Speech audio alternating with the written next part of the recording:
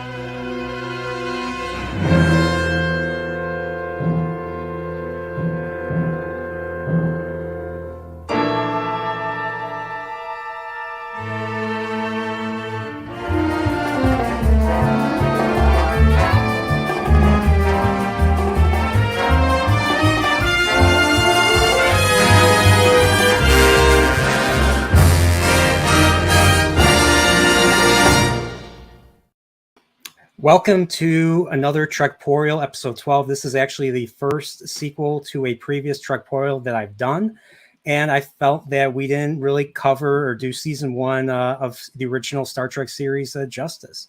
So with me again is the one and only Mr. Golden Age Geek. What's going on, sir? Thanks for agreeing to do this again with me. Hello. No, it's my pleasure. Any time to talk about any more Star Trek is a time that I'm ready to hop into. So, tell everybody, how far are you? What was the latest episode in the original series that you got to so far? So, last week I finished season 2. I'm now on to season 3, and forgive me, I will have to check an episode list because I don't have the episode names off by heart. Was it the one where a woman steals Mr. Spock's brain? No, although I have seen that one, and that is that's an adventure on its own. I can't really remember the name. Do you remember what happened? I probably can tell you the name of the episode if you just tell me what happens.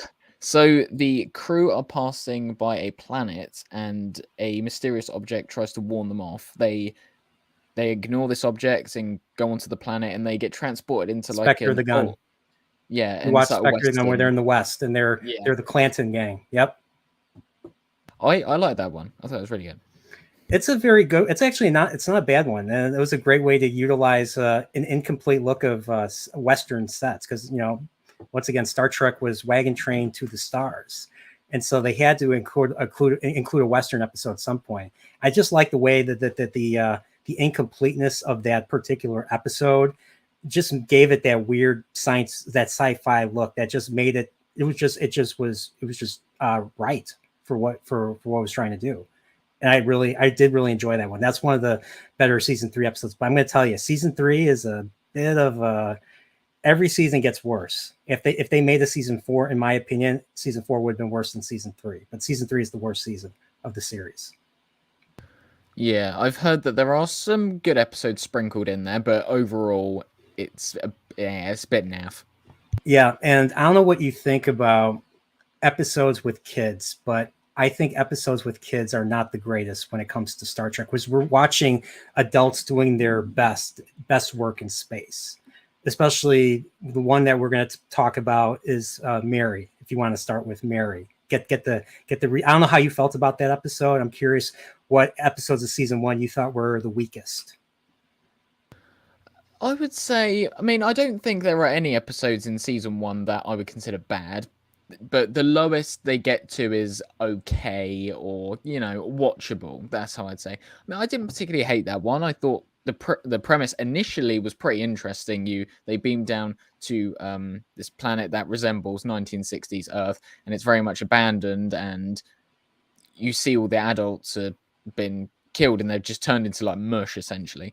And then they come across these kids, and I think that kind of is a problem with these type of episodes, as you were saying. The episodes that focus around kids, they're very much all the same. You know, the adults have been mysteriously killed off, and the children have all, you know, bonded together.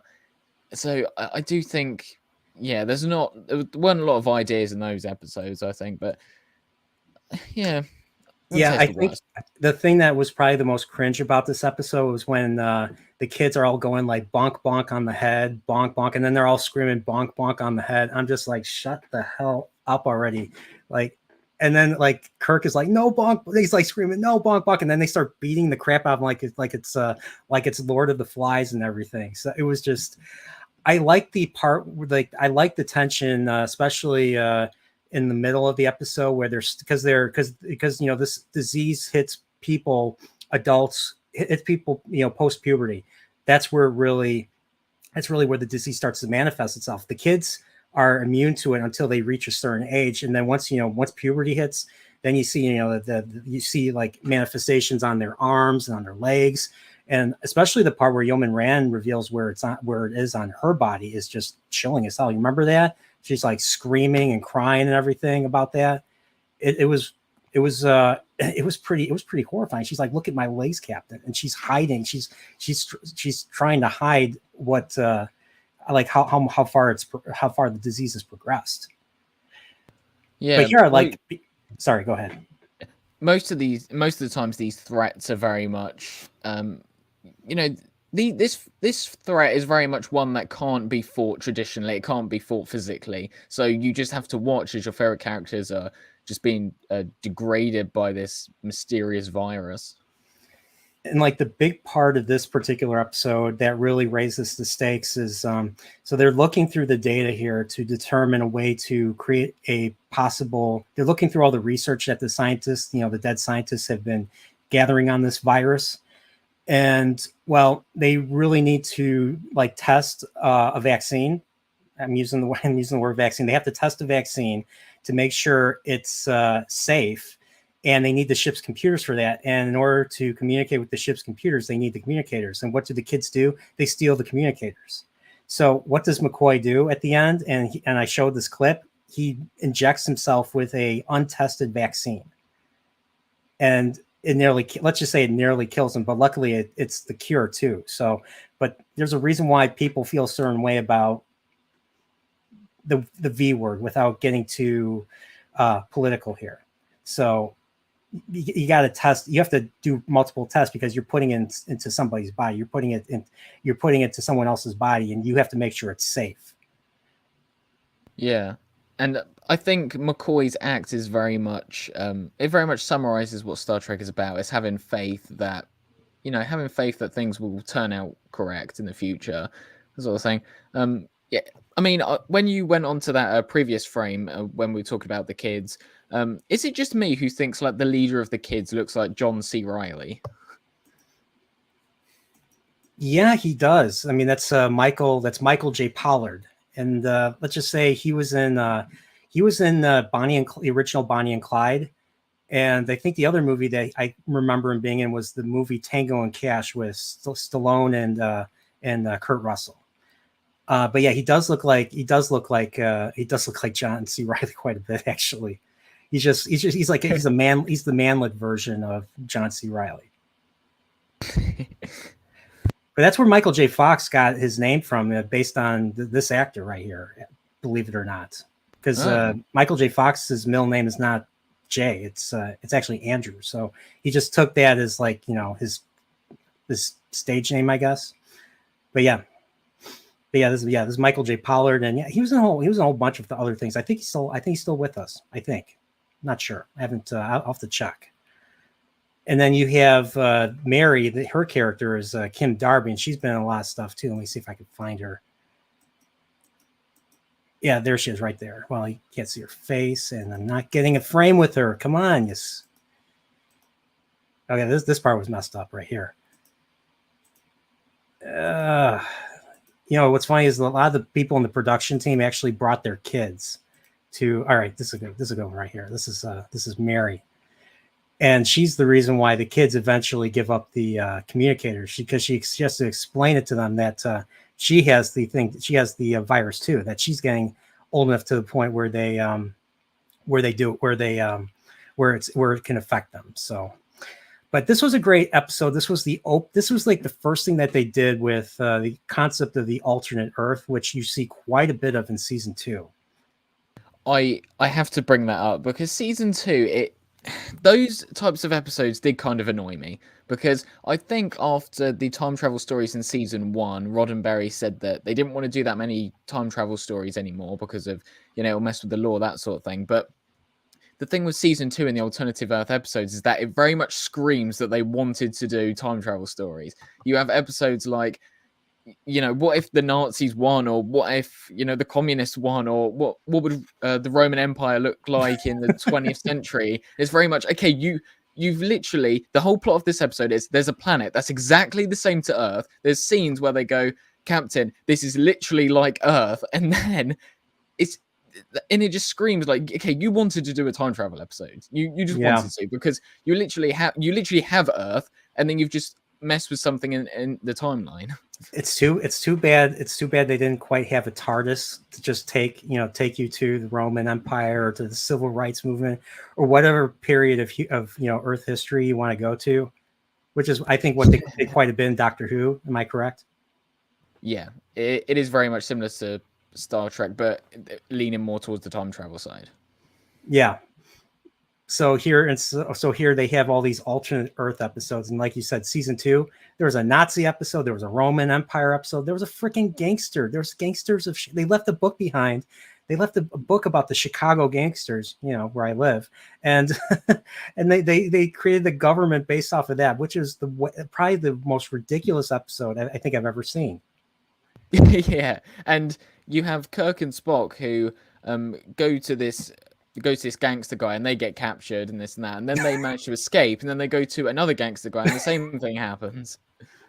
Yeah, and seeing William Shatner trying to do a gangster speech is just one of the funniest things I've ever seen in this series. One of the funnier episodes. That and Trouble with Tribbles, I Mud.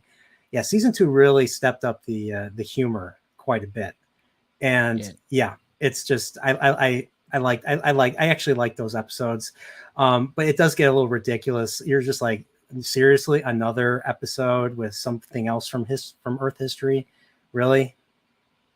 Even down to the point where in one of the episodes, this civilization is like, as I say, each of these planets are literally Earth, and the civilization is just like the American side of the world, where they've literally crafted an American flag with the same symbols on here and this and that, and they really want me to think, okay, just somewhere out there, you know, infinite possibilities, this one planet created America with the exact flag and symbols, and even down to the what's the word, because I'm British, I don't really know how to say it. You know, the Pledge of Allegiance, is that it?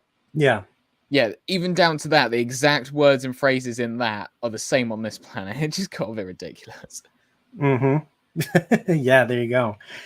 So yeah, that was Mary. So you ready to talk about the second pilot? I figured, maybe we'll start going in order right now. Oh, I've just noticed, because in the original Star Trek pilot, The Cage, they had very similar costumes to what they're wearing in this one, because further on in the series, they don't have the bit around the neck. I didn't actually notice that first time around.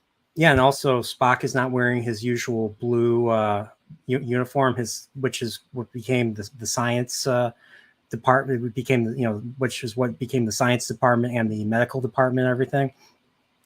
What's funny is in this episode, Scotty's wearing blue. Scotty and Sulu are wearing blue, and Kirk and Spock are wearing yellow. So I guess yellow still represents command in this original second pilot. So, but to me, the true beginning of Star Trek is actually the next one, which is the Corbomite maneuver. But I think we already talked about the Corbomite maneuver last time. So, but we didn't talk about this one. So what did you think of just the idea of people with high ESP ratings, extrasensory perception, that if you go into this, into this galactic barrier, you get zapped by this negative energy, and then you all of a sudden have silver eyes, and you are a super being whose powers are growing exponentially as time goes on. It's interesting because the being is not inherently evil. It's just so advanced to the point where its perspective on reality is very different to ours, and the way it's defeated. And when you have the two infected people going onto the planet, and they're talking about crafting a new world, it's very much, it makes you very much sympathetic towards it, because it's not really trying to harm anyone. It's just the way in which it wants to survive is not compatible with the way that we live. Yeah, because Gary Mitchell, for instance, starts to see, like, he starts getting more intelligent. He starts seeing humanity as inferior, because in a lot of ways, we are to what he becomes. Like one thing that they established about Gary Mitchell is that he was a student of Kirk's. Kirk was an instructor at Starfleet, or I don't think they called it Starfleet in this, but he was basically an instructor, and he taught philosophy. And the one that they talk about that they show him reading is Spinoza. I don't know anything about Spinoza. I just learned about him from watching this episode. I took one philosophy course, and that was it in college. So I don't know anything about Spinoza, but he's reading Spinoza, and he recites it like Dr. Daner, Sally Kellerman. She's the other one that gets the silver eyes later. She gets zapped too. She asks him to recite this book, page, whatever. And before that, you see him like clicking the remote controller, just, clicking slide after slide after slide, reading each page within like a half of a second. And he knew he could recite the entire passage on that page. And then I like how he says, like, Spinoza is childish, is so simple and childish. And you're just like, oh shit, what's going on with this guy? Because he was not the learned student. He was not into philosophy, as they established. So it just really, in my opinion, really sets up the threat really well. And then, of course, eventually gets to the point where he says, "You fools, I'll squash you like insects." Like, because they drug him, they try to maroon him on Delta Vega, the planet that they go to, the lithium, the lithium mining station, and everything.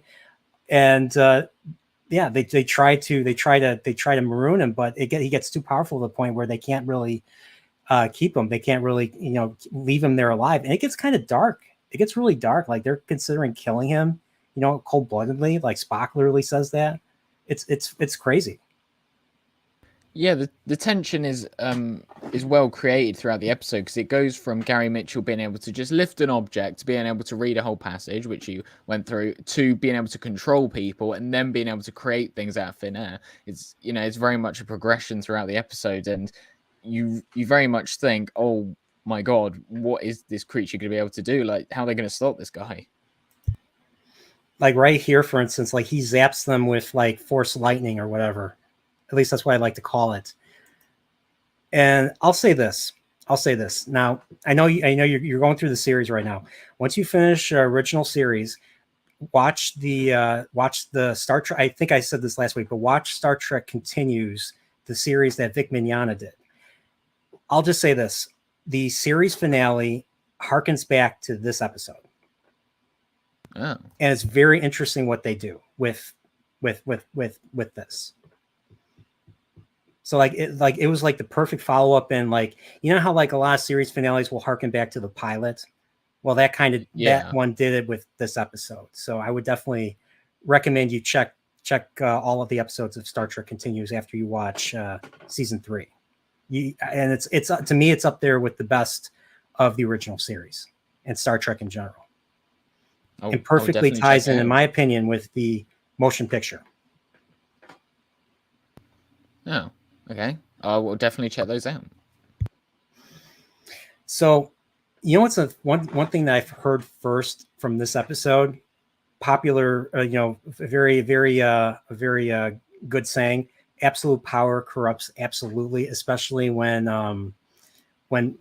Kirk confronts Mitchell, and you see him with the only time you ever see the phaser rifle prop in this episode. Look how cheesy that looks, but I just like it. It looks awesome and cheesy at the same time. Very 60s. But he's being forced. Oh man, this is creepy right here. Just seeing this close up. But like he's talking, like they're talking about the idea of God, and a God needs compassion. You're no God. And Mitchell's just gone completely off the deep end. He's holding Kirk in his grip, his psychic grip. He's like, pray that you die slowly. And then he makes a grave appear and everything. And then they get into the first fight.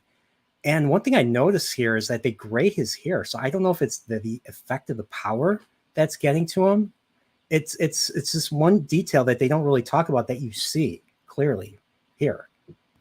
I think it's very good that they did that, not providing all the answers to you, giving you something for when you watch it back to look on and go, oh, like, is it accelerating his aging? And you'd very much expect that sort of thing for this power that has been bestowed upon him to not being able to live in his body. His body is not being able to handle this great power because the theme of the episode being, humans are very small in this wider universe.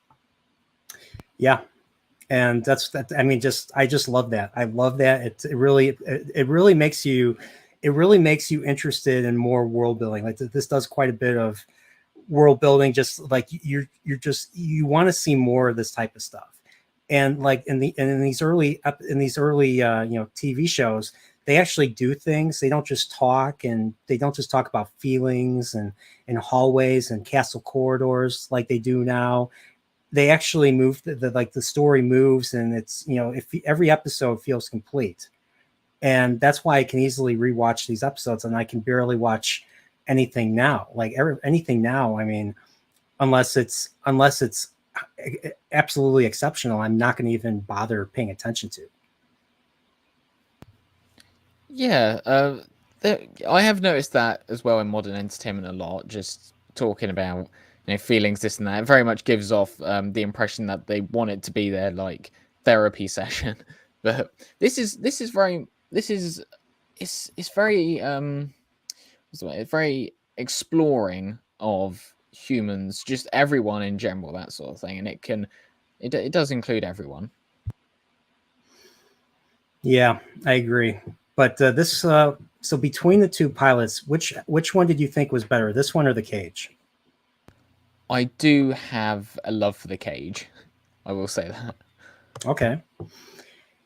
Now, my other question would be, did you like the Cage by itself, or did you like it as a story within a story in the Menagerie two-parter?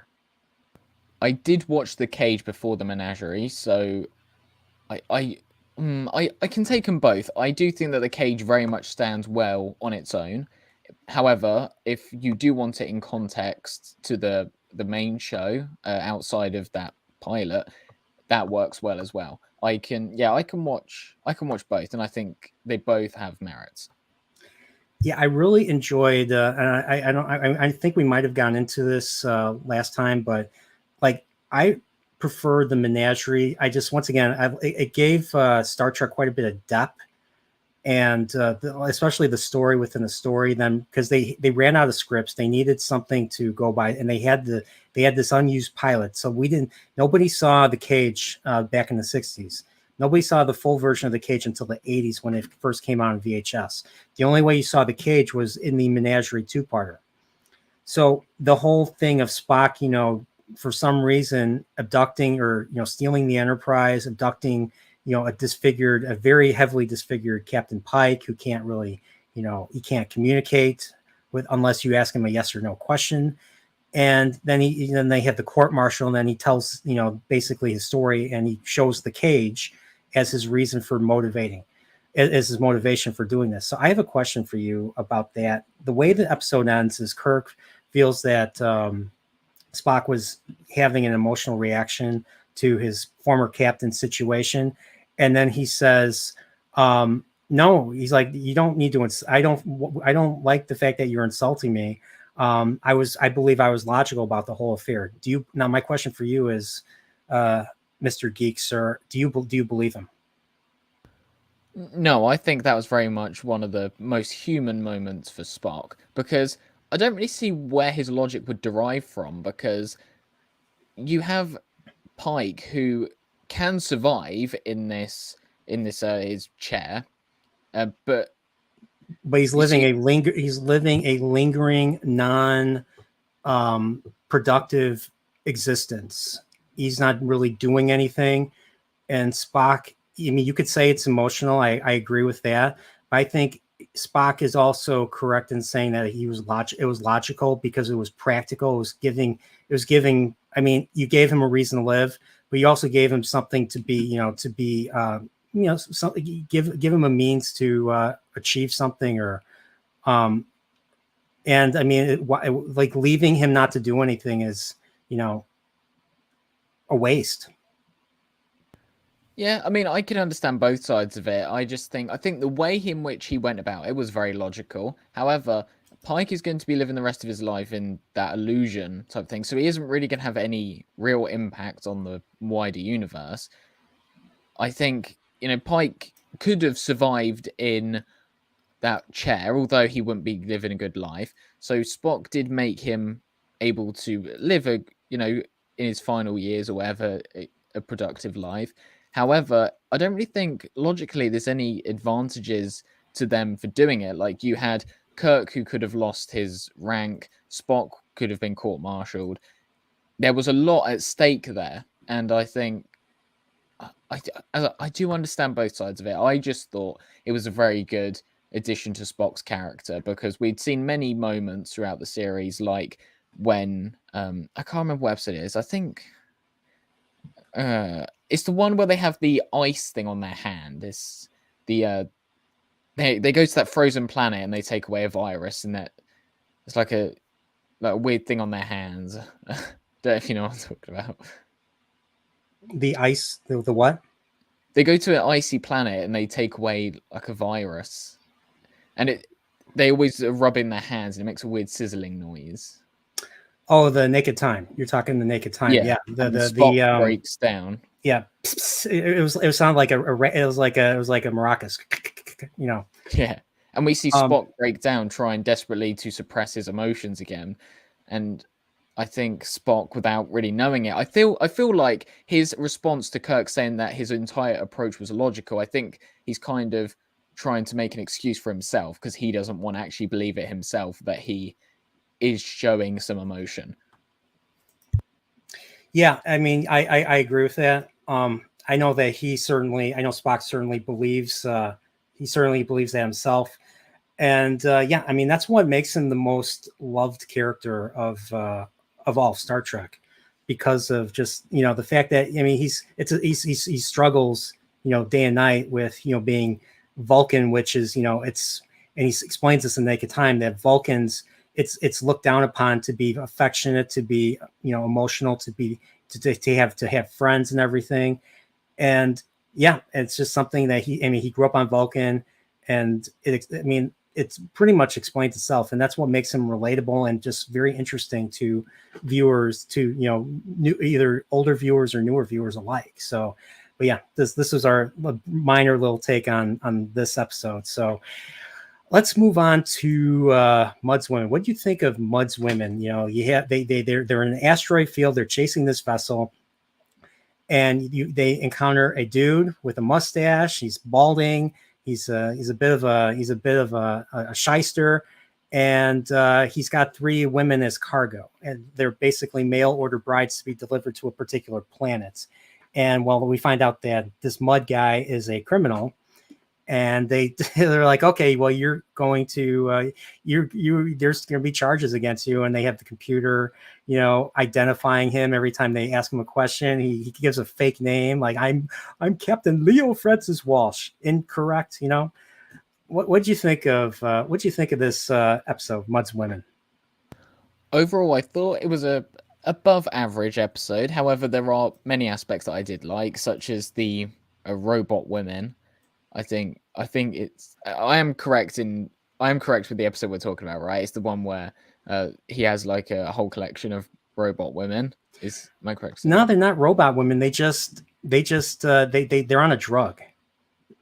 They take this drug that makes them look beautiful. Oh, yeah. You remember? Actually, I'll show you. One. I think the one I'm thinking about is let's see, what is it? You're thinking the season 2 episode, I Mud. Yeah.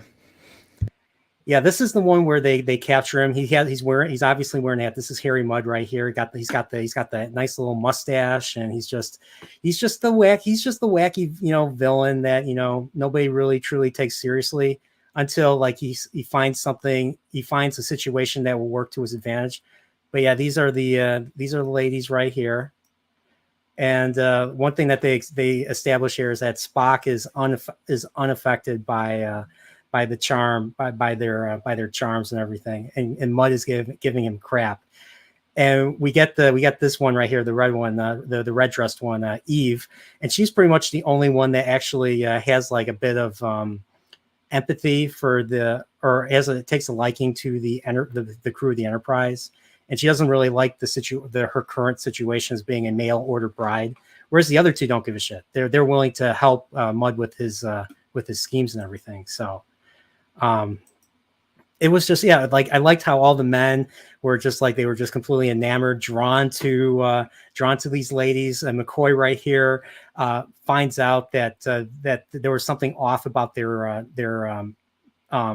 biological readings, and they kind of figure out that they're on drugs to make them beautiful and everything.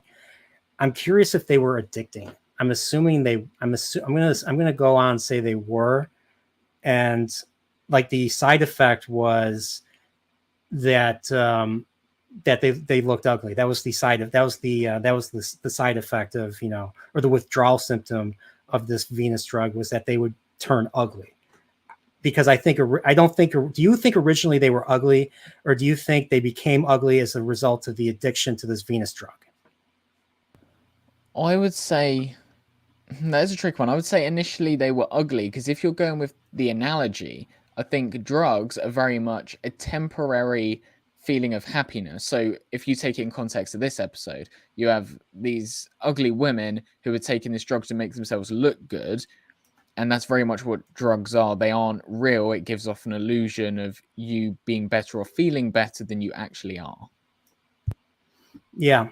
And like, I mean, I know like the moral of the story at the end of this episode is like they gave Eve at the end. So they take them to this mining planet, and Mud uses Mud. They give him the women, especially this one, I believe, gives him, or maybe it was the blue dressed one gives Mud a communicator, and he calls the miners on Rigel 12 ahead of time, and kind of makes a deal with them to, the only way to get because the B plot of this episode, besides Mud and his women, is the fact that the Enterprise is losing power because of they were extending their shields to Mud's ship in an asteroid field, and because of that, it started shorting out all the different dilithium crystals, and so they're losing a crystal every other hour.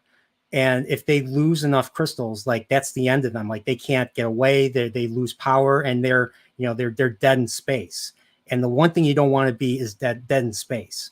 So the stakes are high, and Mud, knowing this, uses that to his advantage and makes a deal with the miners on Rigel 12. And only way for the enter with Kirk and Spock to get these dilithium or these lithium crystals is to have them drop the charges against Mudd. And I'll be honest, that was pretty. I have to give Mudd credit. That was a very clever way to get out of that situation. And like even to this day, like I still think it's a great moment. It's a great moment that really just annoys this just annoys Kirk. Just annoys Kirk to this day. So, but the whole thing is, do you believe in yourself or do you not? And that's basically what makes the women beautiful in the first place. So I always wonder if they were just alien, if they were human. It's one thing that was never quite answered in this episode. I always assumed they were alien.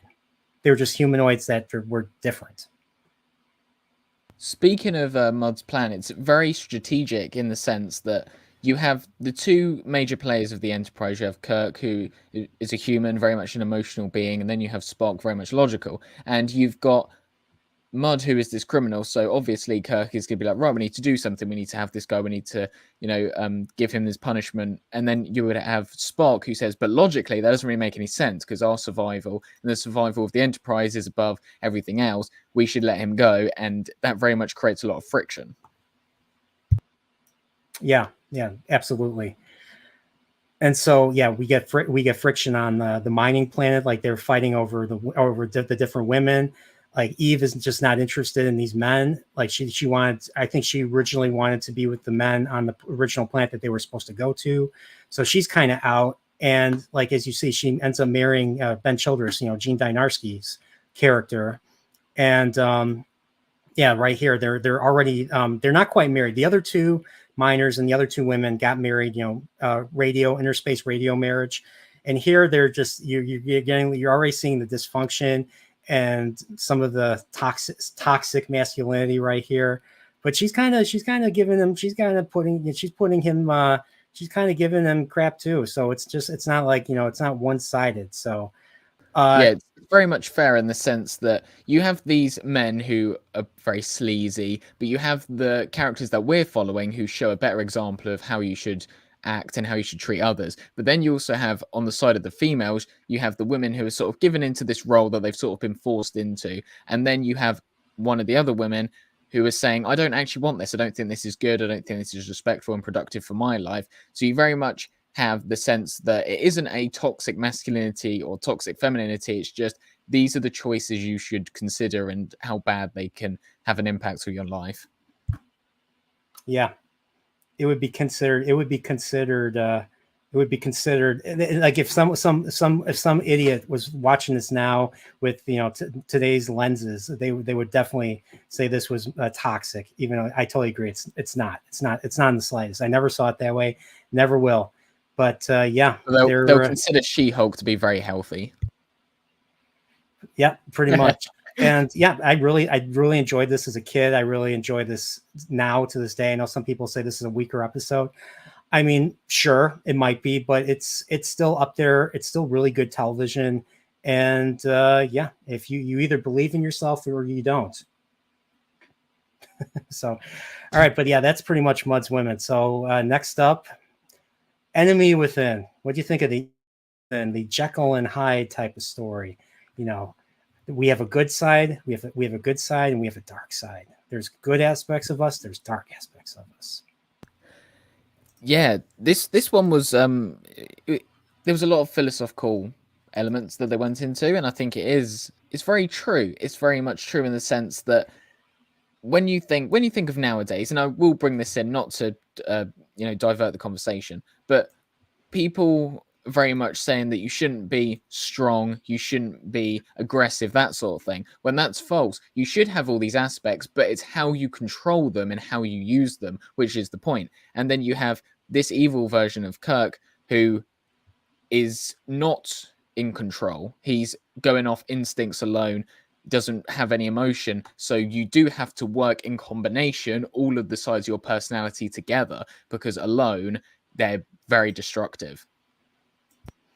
Yeah, he's definitely not in control. He's very fearful, but he still has the confidence. He still has the the command presence that is like a lot of the command presence and the confidence really comes from, well, somewhat confidence. I might be wrong on that. Comes from this version of Kirk, whereas the compassion, the intellectual, the wise, and the experienced version comes from the positive side of Kirk. But here, he wants the brandy, and he literally grabs McCoy's head and says, "Give me the brandy now."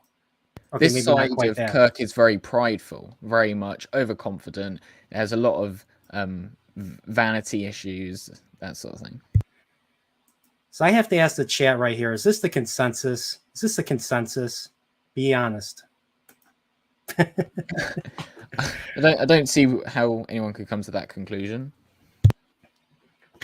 Pips is my buddy. He gives me shit all the time. So, but yeah, here we have. But yeah, like I said, this is you can tell this is negative Kirk because he's wearing the yellow outfit, and positive Kirk is wearing the green outfit. So we get this, but the big part, the part that really, I think I was 7th or 8th grade when we rented this on VHS, and I saw this for the first time. And to this day, I don't know how this got past the censors. I'm going to have to read the history of this episode, which I still haven't done yet. But I'm going to guess, is this when he strangles the feet? Yeah. This was very dark. This made me think, oh my God, are they going to cut here? And I was like, oh no, they're going to keep on going. Yeah. I was like, this was nuts. He's not punching her. He's punching that one dude, Fisher, but he's literally chasing her. He's literally chasing her and throws her down. And he punches this dude. This dude's trying to get Mr. Spock. And it's just like this episode. Wow. This was 1966. How did this get past the ratings board? It's crazy. Yeah. To this day, seeing this is so disturbing. It is very much shocking because, and Kirk as well, who's very much this modest, he's a protector, he cares about the people on the Enterprise, and then you have someone who looks exactly like him doing all these things, and you kind of have to view it from her perspective. You have this person who you look up to, who's your captain, you would go to if there were any worries or concerns, and then you just have this monster just being unleashed. Yeah, and seeing this part right here really breaks my heart. This is she shows true survivor, she shows what a survivor, how a survivor, in my opinion, would react to dealing with a extremely traumatizing event with another person. And she's just I didn't want to tell anybody. And it's just this scene, this just breaks my heart. And this is the other Kirk that's present here. And he's like, I didn't do it. And everybody's like, you did do it. Especially Fisher, the engineer that, Kirk tackles and punches, and you see, blood in his hand. He's like, you did do it, sir. And he's like, do you know what you're talking about? He's like, yes, I do. You were there. You did this. And it's so messed up. But because the characters are smart. One thing I love about this show, and I wish modern entertainment utilized this more, make your characters fucking smart. Make your characters be able to figure things out on their own. They figure out that they have an imposter board, and that's where they start, the search for, the other Kirk. I do like it before they discover that there's an imposter on board, how you have Kirk sort of contemplating, is he insane? Did he actually do this? Is there something else at play here? Because you're very much sympathetic towards her because she's been forced to be in a room with her, alleged attacker. But then you have Kirk who is shocked by this when they're all saying, no, sir, you did do it. We saw you. There's 5 of us here. You attacked us. And you see Kirk, and he's thinking, no, this can't be right. He's kind of doubting himself that, maybe there's something there and he actually did do it, and he's going to have to handle that guilt. Oh, yeah. Yeah. You really feel for this Kirk. And the other big thing that I took away from this episode that really also I think is very important to the franchise as a whole, and something that New Trek has really been dropping the ball with, is the fact that he's a captain. And the captain has, and Mr. Spock says this in this episode, he has no right to be anything less than perfect in the eyes of the crew. Because if he shows any weakness, if he shows any signs of, like you said, shows any signs of weakness or uncertainty, that the crew will lose faith and he'll lose command as a result.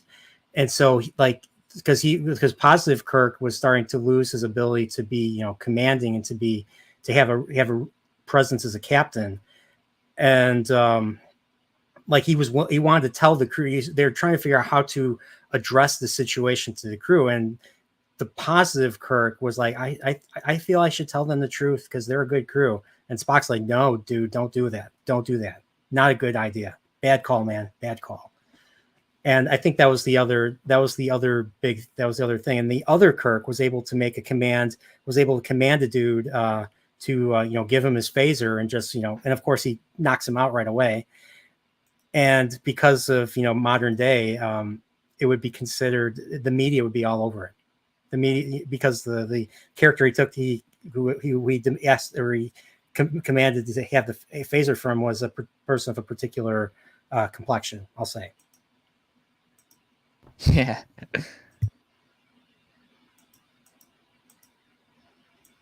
So right here, so Kirk is obviously hiding the scratch marks. So Yeoman Moran scratched his face. And so like that's how they were gonna, find, determine who the imposter was. And they figure out that this Kirk was going to hide in the engineering section. So we get this awesome set of the engineering section. Probably the first episode that shows the engineering section. And this is really the first time we ever see Spock use the nerve pinch right here. This is the very first time we see this. Probably not an airing episode, but this was the first time in production order that they show Spock coming up with the Vulcan nerve pinch. And this was actually Leonard Nimoy's idea. Originally, he was supposed to hit this Kirk in behind with the phaser. And Nimoy objected to it, saying this is not something Spock would do. Spock is relatively, against violence in general. And that's where the idea of the Vulcan nerve pinch came from, kind of right here. I do like how the show is pretty consistent with Spock's abilities. It's not like something like The Flash where every episode is speed is changing, this and that. They very much early on establish what Spock can do, how Vulcans are different from humans. So when you see something like the nerve pinch being used in an episode, it doesn't feel like it's just been, just been thrown out of nowhere. It's not a Deus Ex Machina. It's very much consistent. Yeah, I agree. And that's the other thing I really love. Like they're consistent about the nerve pinch. They're consistent with the, kind of consistent with the mind meld. I mean, like you have to make physical contact, but there were a couple episodes in this show that I think you've seen by now. You saw Taste of Armageddon and you saw the episode By Any Other Name from season 2, where Spock uses like telepathy without physical contact to make the, like when they're in prison, he makes the guards think that they escaped. Used that twice. Yeah. And I think Nimoy was not really happy or impressed with doing that or pretending to, he's touching a wall and but he's not actually touching the wall. He's actually putting a thought into the guard's head or something. I guess the guards are weak-minded, just like stormtroopers. Oh wait, sorry, wrong franchise. But luckily that wasn't in that episode, his plan to sort of put an idea in their head, it doesn't go exactly according to how he wanted it to. So it isn't a cheap get out. I do like how they did it, although I would agree with Nimoy that the consistency lacked a bit there, but in general it's very much more consistent compared to other things that we see. And the other thing that might get some criticism here is that this was before they had before the concept of the shuttlecraft was part of the story. Like the first time we see the shuttlecraft was in Galileo 7, episode 14. So here they relied on the transporter to beam them aboard. And one of the big things about this episode was that the transporter was malfunctioning. The thing is, if they would have beamed them on board, they would have duplicated into, good versus, a good, or they would duplicate into two beings. There you go. And that's why I didn't beam them aboard. And I'll be honest, I didn't really, I don't know. It was okay. I mean, I didn't really feel you do kind of feel the tension, especially like, cause I'll be honest, they kill a dog, an alien dog in this episode because they figure out that they have to basically simply beam the two together back and then, reintegrate them. and the shock of it kills this dog right here. And so you're like, oh shit, what's going to happen with Kirk? But then again, because of Kirk's intellect and and his strength, that he's able to survive. Him and the other Kirk are able to survive that and become reintegrated. So I'll say this: sorry, go ahead. No, go on. No, go on. No, you can go. Oh, I very much do like, as we were mentioning earlier, how the characters are smart. They figure out things. They have to be resourceful. So the ending is... Am I cutting out? No, you're fine.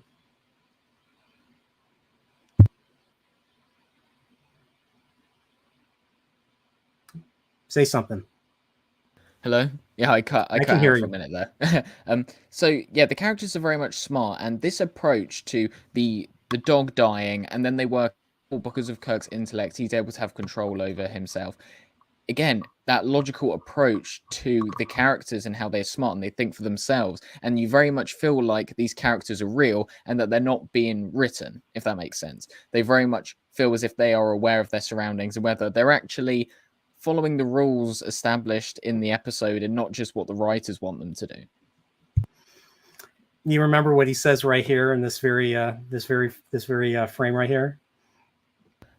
I don't. I do apologize. I want to live. I want to live. And then they hug and they embrace, and then that's when they take him to the transporter room and everything. But this episode was really relevant to me because it just made me mindful of the fact that as a human being, I am capable of doing good things, but I'm also capable of doing evil things. And that, like Mr. Spock explains in this very episode, like you have to really try to balance, both aspects of yourself. I mean, I'm sure it's even deeper than that. We're even grayer than that, but it's just balancing those two aspects of yourself together that really makes a fine and really good human being in my boat. Like there's points where you have to have some, have to be a little bit on the negative side. I mean, not to destroy something or destroy someone, but kind of build them up. Because sometimes you need to be tough. Sometimes you need to be, you have to discipline, or you have to be confident, and you have to be commanding, but you also have to be compassionate. You also have to be considerate. You have to be wise, and you have to be, and whenever people need help, you lift them up. That's what I think. And I mean, from the top of my head, that's what I think makes a good human being. I think what makes this episode great as well is it's not just a crew fighting some alien. It's very much something that the audience can take away for themselves. After you watch this episode, you're left thinking about yourself and how the plot of this episode can apply to your life and the good and bad inside of you, and it's very self-reflective. Yeah, and I'll say this right here. Spock makes a freaking joke at the end of this. He says, he's telling Yeoman Rand right here, who, she just, survived the traumatic event with that, with the other Kirk. He's like, that Kirk had that the other, the duplicate had some very interesting qualities, and she just gives him a dirty look and walks away, and he freaking smirks like a jerk off, like right here. Let me see if I can get that. Like right here. Look at that. Look at that. Look at that. Like he's an asshole. something I never really figured until like watching this recently. Like, wow, like he, like, this Spock is, he's logical, but wow, he is brutal. He is brutal in his humor. He has humor. He won't admit it, but he has quite a bit of humor, a dark wit. One of the funny things about Spock as well is when you consider the other episode we were talking about, Mudd's Women, when all the women come on board, and of course all humans are very much like wowed by these beautiful women. They're all impressed, that sort of thing. You see Spock, who just raises his eyebrow, and he's like, huh. Yeah, it's so crazy. But yeah, that's pretty much Enemy Within. This is a very significant episode. Like if you are not really interested in watching all the episodes, this is definitely an episode I'd say is very significant to the franchise, or especially the original series, but also to the franchise. So Corbomite Maneuver, Naked Time, and this are pretty much the earliest three that I would say are very important. Mutt's Women, as much as I like Mutt's Women and Where No Man Has Gone Before, even that episode I feel are not quite as defining for Star Trek, in my opinion. But that's just my opinion. So, but yeah, that's Enemy Within. So great episode. I think it's one of the best episodes of the first season. And you ready to talk about Charlie X? Yes, this episode I do remember very well, and it was one of the, because I did watch Star Trek a few years ago. I watched a few episodes. I thought, oh, I'll just dip into this a little bit, see what it's about, and this one did leave an impression on me. So you have here so Kirk is so the Enterprise is rendezvous with another vessel, a small vessel called the Antares. And they are transporting, I think, some cargo, and they also transport this boy right here, whose name happens to be Charlie. And let's just say throughout the beginning right here, they are very uncomfortable with Charlie. We don't know why, but they're like, whenever Charlie interrupts, they go silent. And it's really Kirk that tells Charlie, like, dude, you keep interrupting. That's you don't do that, especially to an officer. So. And they're just like, they're happy to have their hands washed of Charlie. And we get this great moment right here where he's like, he sees Yeoman Rand, and we learned that for the very first time, he's like, is that a girl? He's like, are you a girl? And she's just like, what the fuck? She's thinking, what the fuck did I just walk into? Like, what the hell is this? Charlie, it's very much gives the impression of two parents who have a very naughty child, and they're like giving them to like a babysitter or a teacher or something, and you're thinking, and from those two's perspective, you're like, you have no clue what you're getting yourself into with this child, because this person is going to cause you some chaos. So this was, I believe, a play or a kind of way for, I think Roddenberry kind of ripped off there's an episode of The Twilight Zone, and they also adapted it in the Twilight Zone movie that the one that Joe Dante directed, where they have this kid that basically can do anything and can drive fear into adults because he has the power to make people vanish or make things go away or to kill and whatever. And I think this episode was kind of, Roddenberry's take on that type of story. So I know that they kind of stole quite a bit of episodes or ideas for episodes from the Twilight Zone here. And I think Charlie X is one of many examples. But yeah, so Charlie has this ability. So he survived on this planet for several years alone, according to him. And then the Antares pick him up. And now they have washed their hands of him. They're afraid of him. And we learned that he just has the ability to make people go away.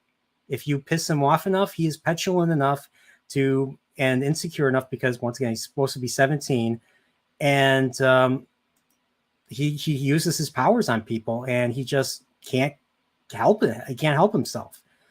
And like, there's a point where Uhura, makes a funny quip at, or she starts, Nichelle Nichols is singing in the scene, and Spock is playing his harp.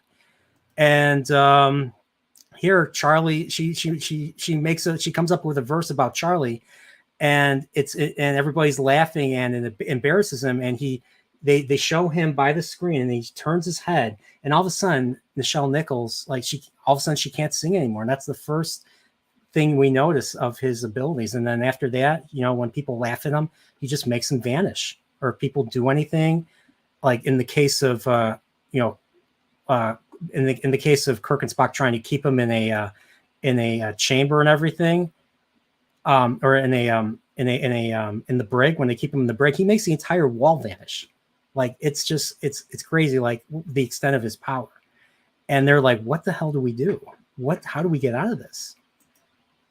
And look at that petulant face right there.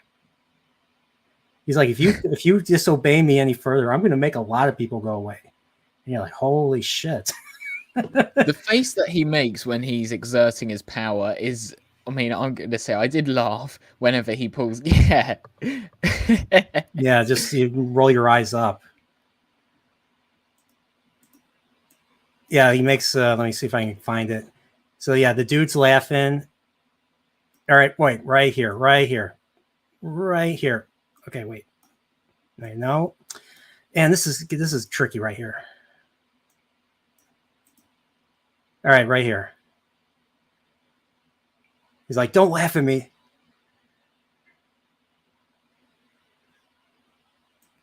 Yeah, right there.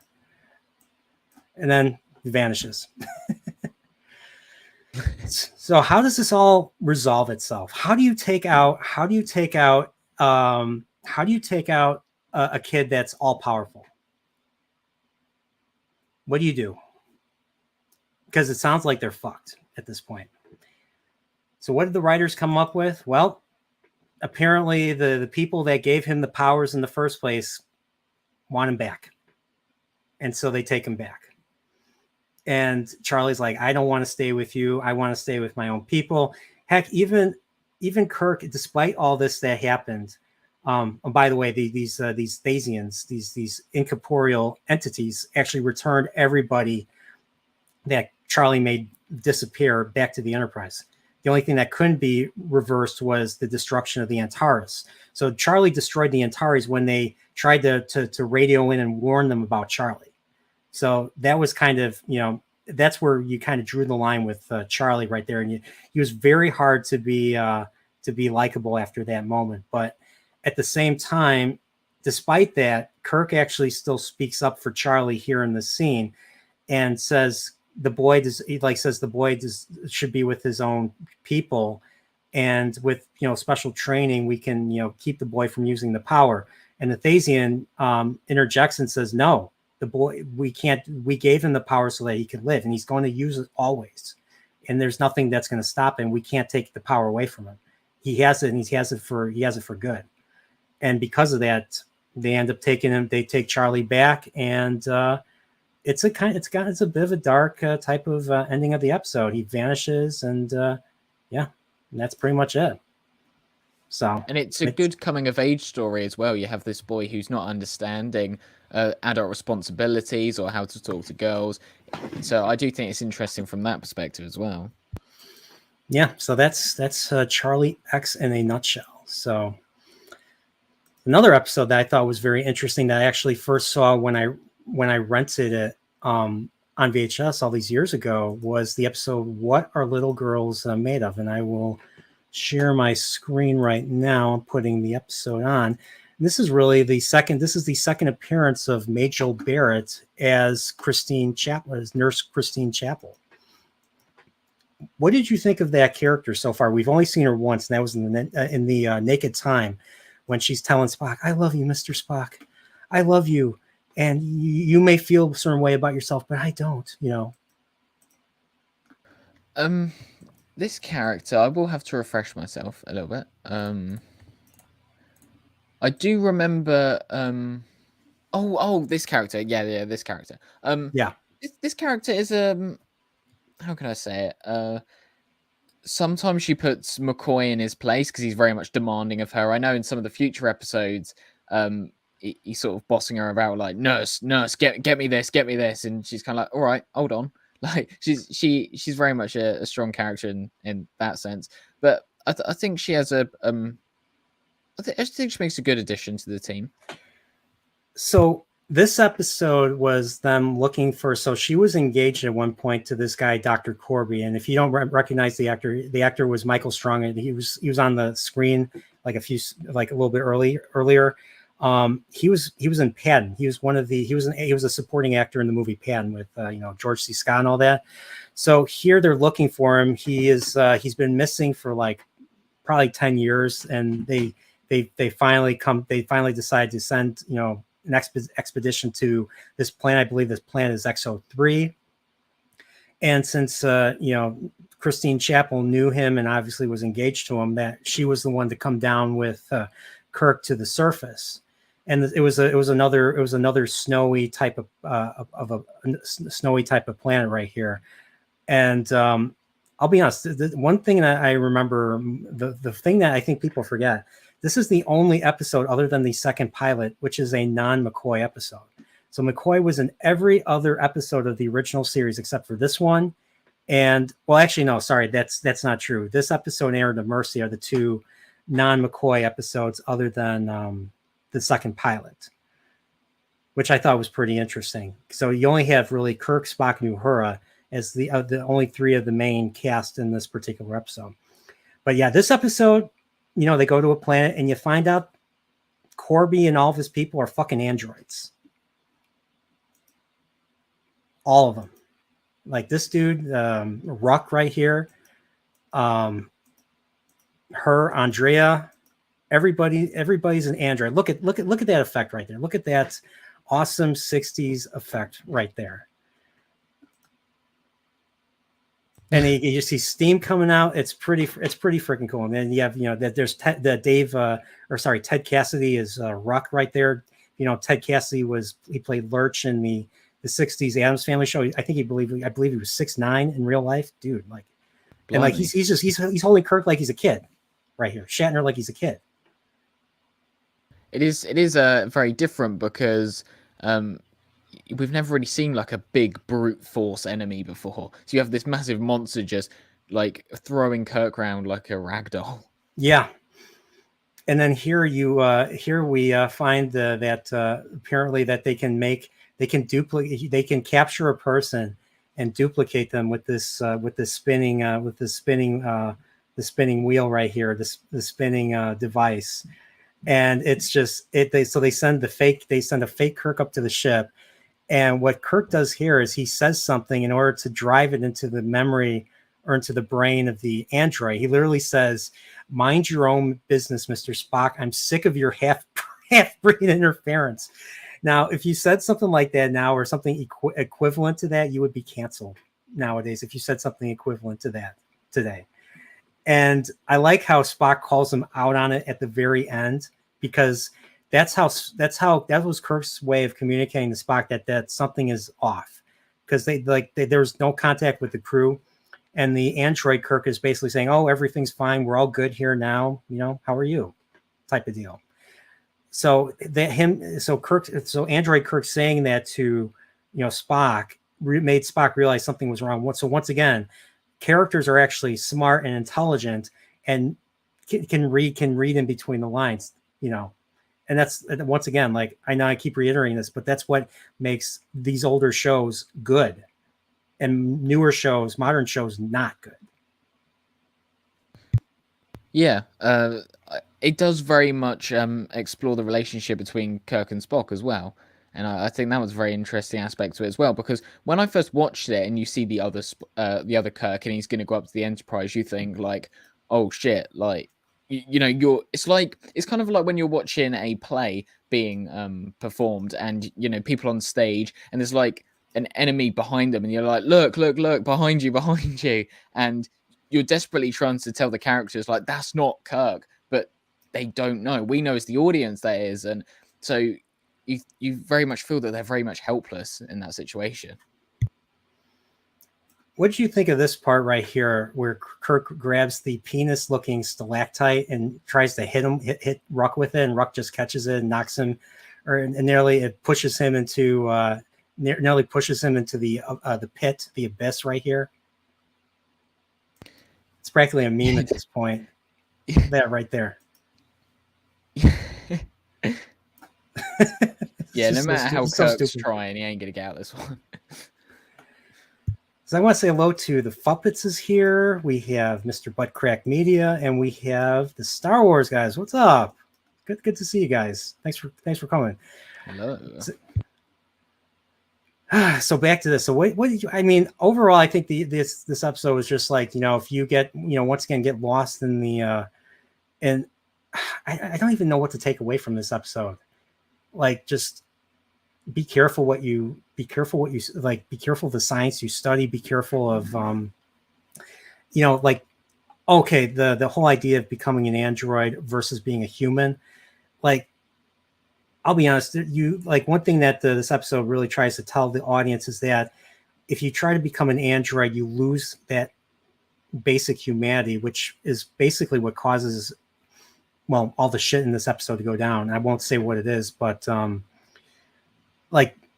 even the main character, Dr. Corby, loses his humanity, and Nurse Chapel literally tells him this at the very end. Yeah, that's him right here. And it's just, it's funny when you think of it.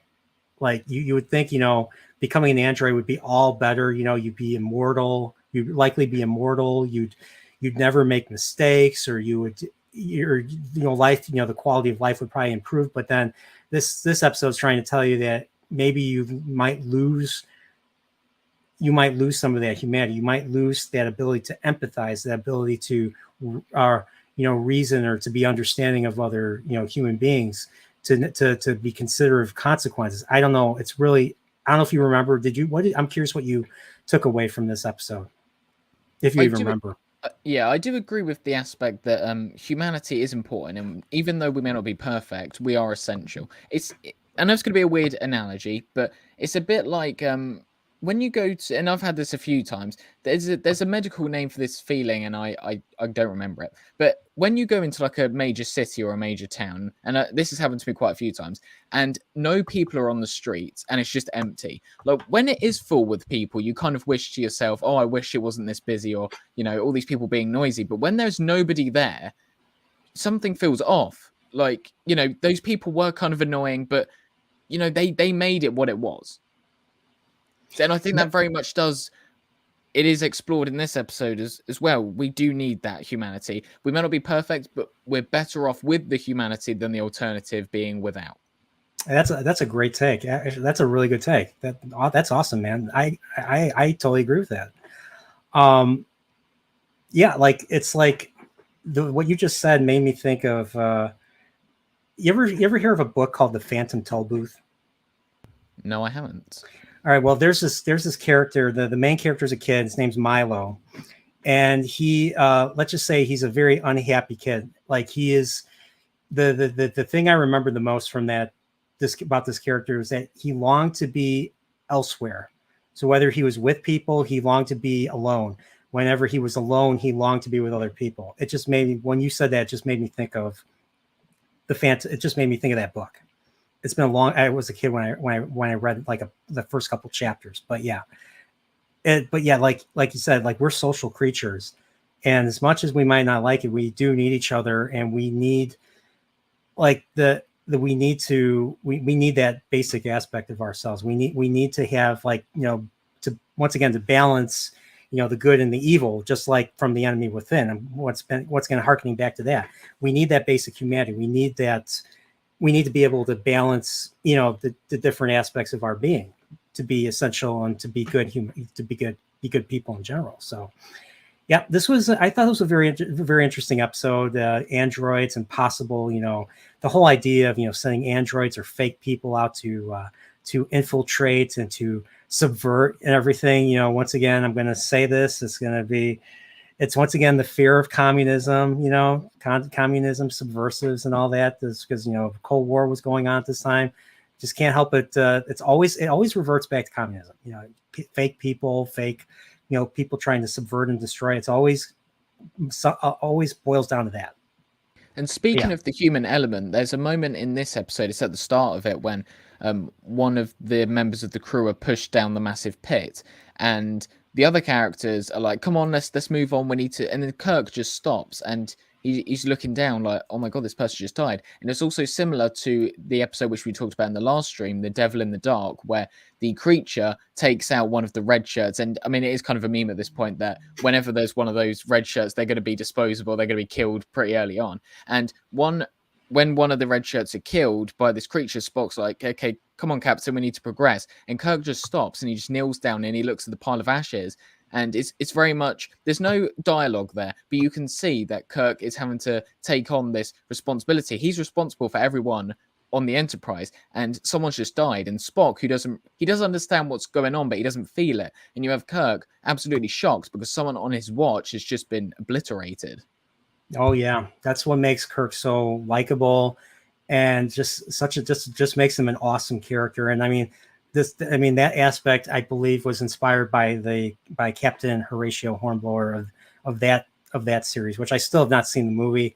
I at one point I have to watch the movie Captain Horatio Hornblower and that book series, and probably read that book series, because pretty much where Kirk. That's pretty much where that element of Kirk that you just mentioned derives from that captain. So yeah, totally agree.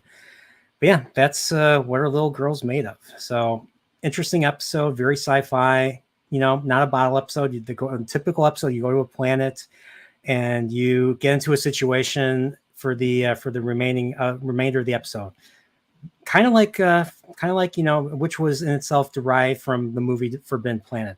If you haven't seen Forbidden Planet, dude, definitely check it out. It's basically pre-Trek, in my opinion. So I will definitely check that out at some point. So next up, we got Dagger of the Mind. Remember Dagger of the Mind, where they go to the penal colony? I forgot the name of the planet. They go to the penal colony, and an inmate escapes, and they find out that the inmate is actually the assistant director of that penal colony, and that they were testing this experimental room that would be able to help cure mental illness. Yes, I do briefly remember this episode. I'm just let me see. I'm just reading through the plots because sometimes the episode names they don't really ring with me. So yeah, this is the one where they go to this is the one where Kirk teams up with a specialist, her right here, Dr. Noel, and they go and investigate because McCoy has reasonable doubts about why the inmate escaped in the first place, and whether or not to believe the director and say that because the director completely dismisses the claims of the assistant director. So here is the assistant director. So he smuggles himself in a box and he violently takes out this technician because in this series, if you're a technician in the transporter room, you're going to get knocked out quite a bit. Like poor Kyle. Okay, Tantalus 5. Yeah, Tantalus Colony. There you go. And so this is Dr. Van Gelder right here, and of course he tries to ask for asylum by force, and the crew is doing typical search measures to capture the inmate, and of course they go into details about mental illness and disease, the mental illness and the how penal colonies are practiced in the future in the 23rd century. Kirk is pretty speaks highly of facilities now. They're more like resorts than like prisons. And McCoy is so instead of having Spock versus McCoy on an issue, this time it's Kirk versus McCoy on an issue. And reason why this episode really, they go to the Tantalus Colony and Kirk does his investigation of the neural neutralizer room, which is I believe this right here, this room, where they have this little beam aboard, and it just causes the person in the control booth right there can just put any thought, any idea into a guy, and the person will go blank, and then all they'll think about is that thing, that idea that was planted in the head. So like she says here, you're hungry, and then turns off the beam, and then his face goes completely blank. Then he comes to, and he's like, you know what? I want right after we finish our investigation, I want to raid a kitchen. And she's like, I put that thought in your mind. And he's like, oh fuck, this is pretty effective for something that Dr. Ames wanted to get rid of. So Dr. Ames is the head of is the director, and I don't know what his aim was, but he was trying to cover this up, this idea of being able to control people by just putting ideas into their heads. I rewatched this episode and I'm like, what was this guy's aim? What did he want to do? Just to control inmates, take over the Federation? Is there something more? Was something more sinister in the works than what we see in this episode? I don't know. Honestly, I don't know.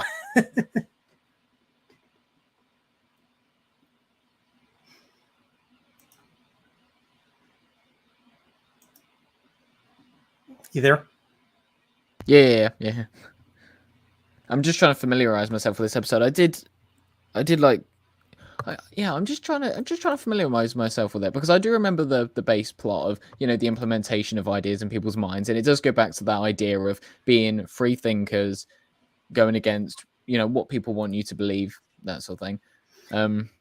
I believe the prisoner, in quotation marks, the prisoner, he wasn't actually a criminal as such, was he? He was very much trying to expose this threat.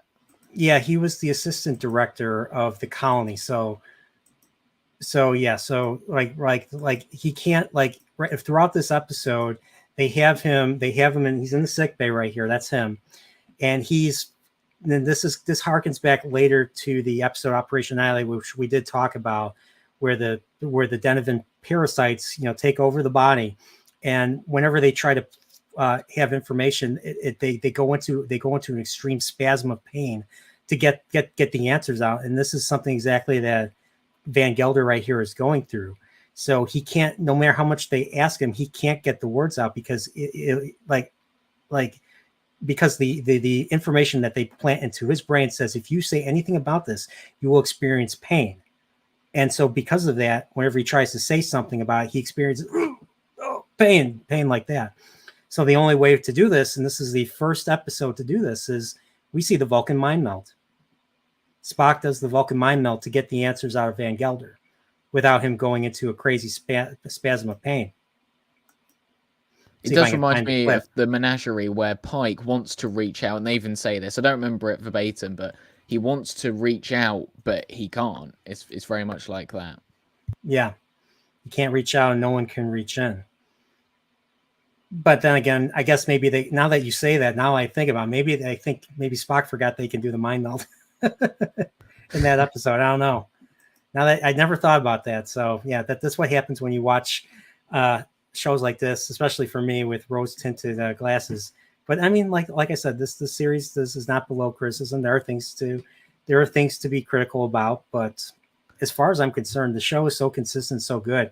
I can easily overlook this. I can easily overlook the imperfections and inconsistencies and really still enjoy this. But to be fair to them, I think with Pike in the Menagerie, Spock knew what he was thinking. He didn't want Spock to be risking everything for him. I think he kind of already knew, so it kind of would have been irrelevant for him to try and get any information out of him because Spock knew that Pike didn't want him to be doing what he was doing. Yeah, because he literally says, "I'm going to do this," and Pike just keeps, the two beeps meaning no. Pike says, "No, don't ruin yourself on my account." So yeah, it just tells you, in the future, 23rd century, Starfleet captains, they're a hell of good people in my opinion. Like they are willing to put others before themselves, and that's something that's, as far as I'm concerned, is always a mark of a good person. And you're not doing it for, you're not doing it so that you can signal your virtue. You're doing it just for its own sake. And that's something that I can truly, really, respect and like about somebody. So, but yeah, this is pretty much a Dagger of the Mind. So decent, a very good episode. I think it's pretty significant. I'm gonna have to watch and really analyze, see what was the aim of Dr. Adams, what were they ultimately trying to do is what I really need to figure out here. So there are a few episodes like that where I think, hang on, if I watch that back and I consider what I know by the end of the episode, how does it sort of change my experience watching it? And it is good because that does add to the rewatchability. So the next episode we're going to go through really quickly. What do you think of The Conscience of the King? That's the one where they pick up the Shakespearean company, and then a series of murders occurs. We find out that Kirk and Lieutenant, we get another appearance from Lieutenant Riley, who was in the Naked Time.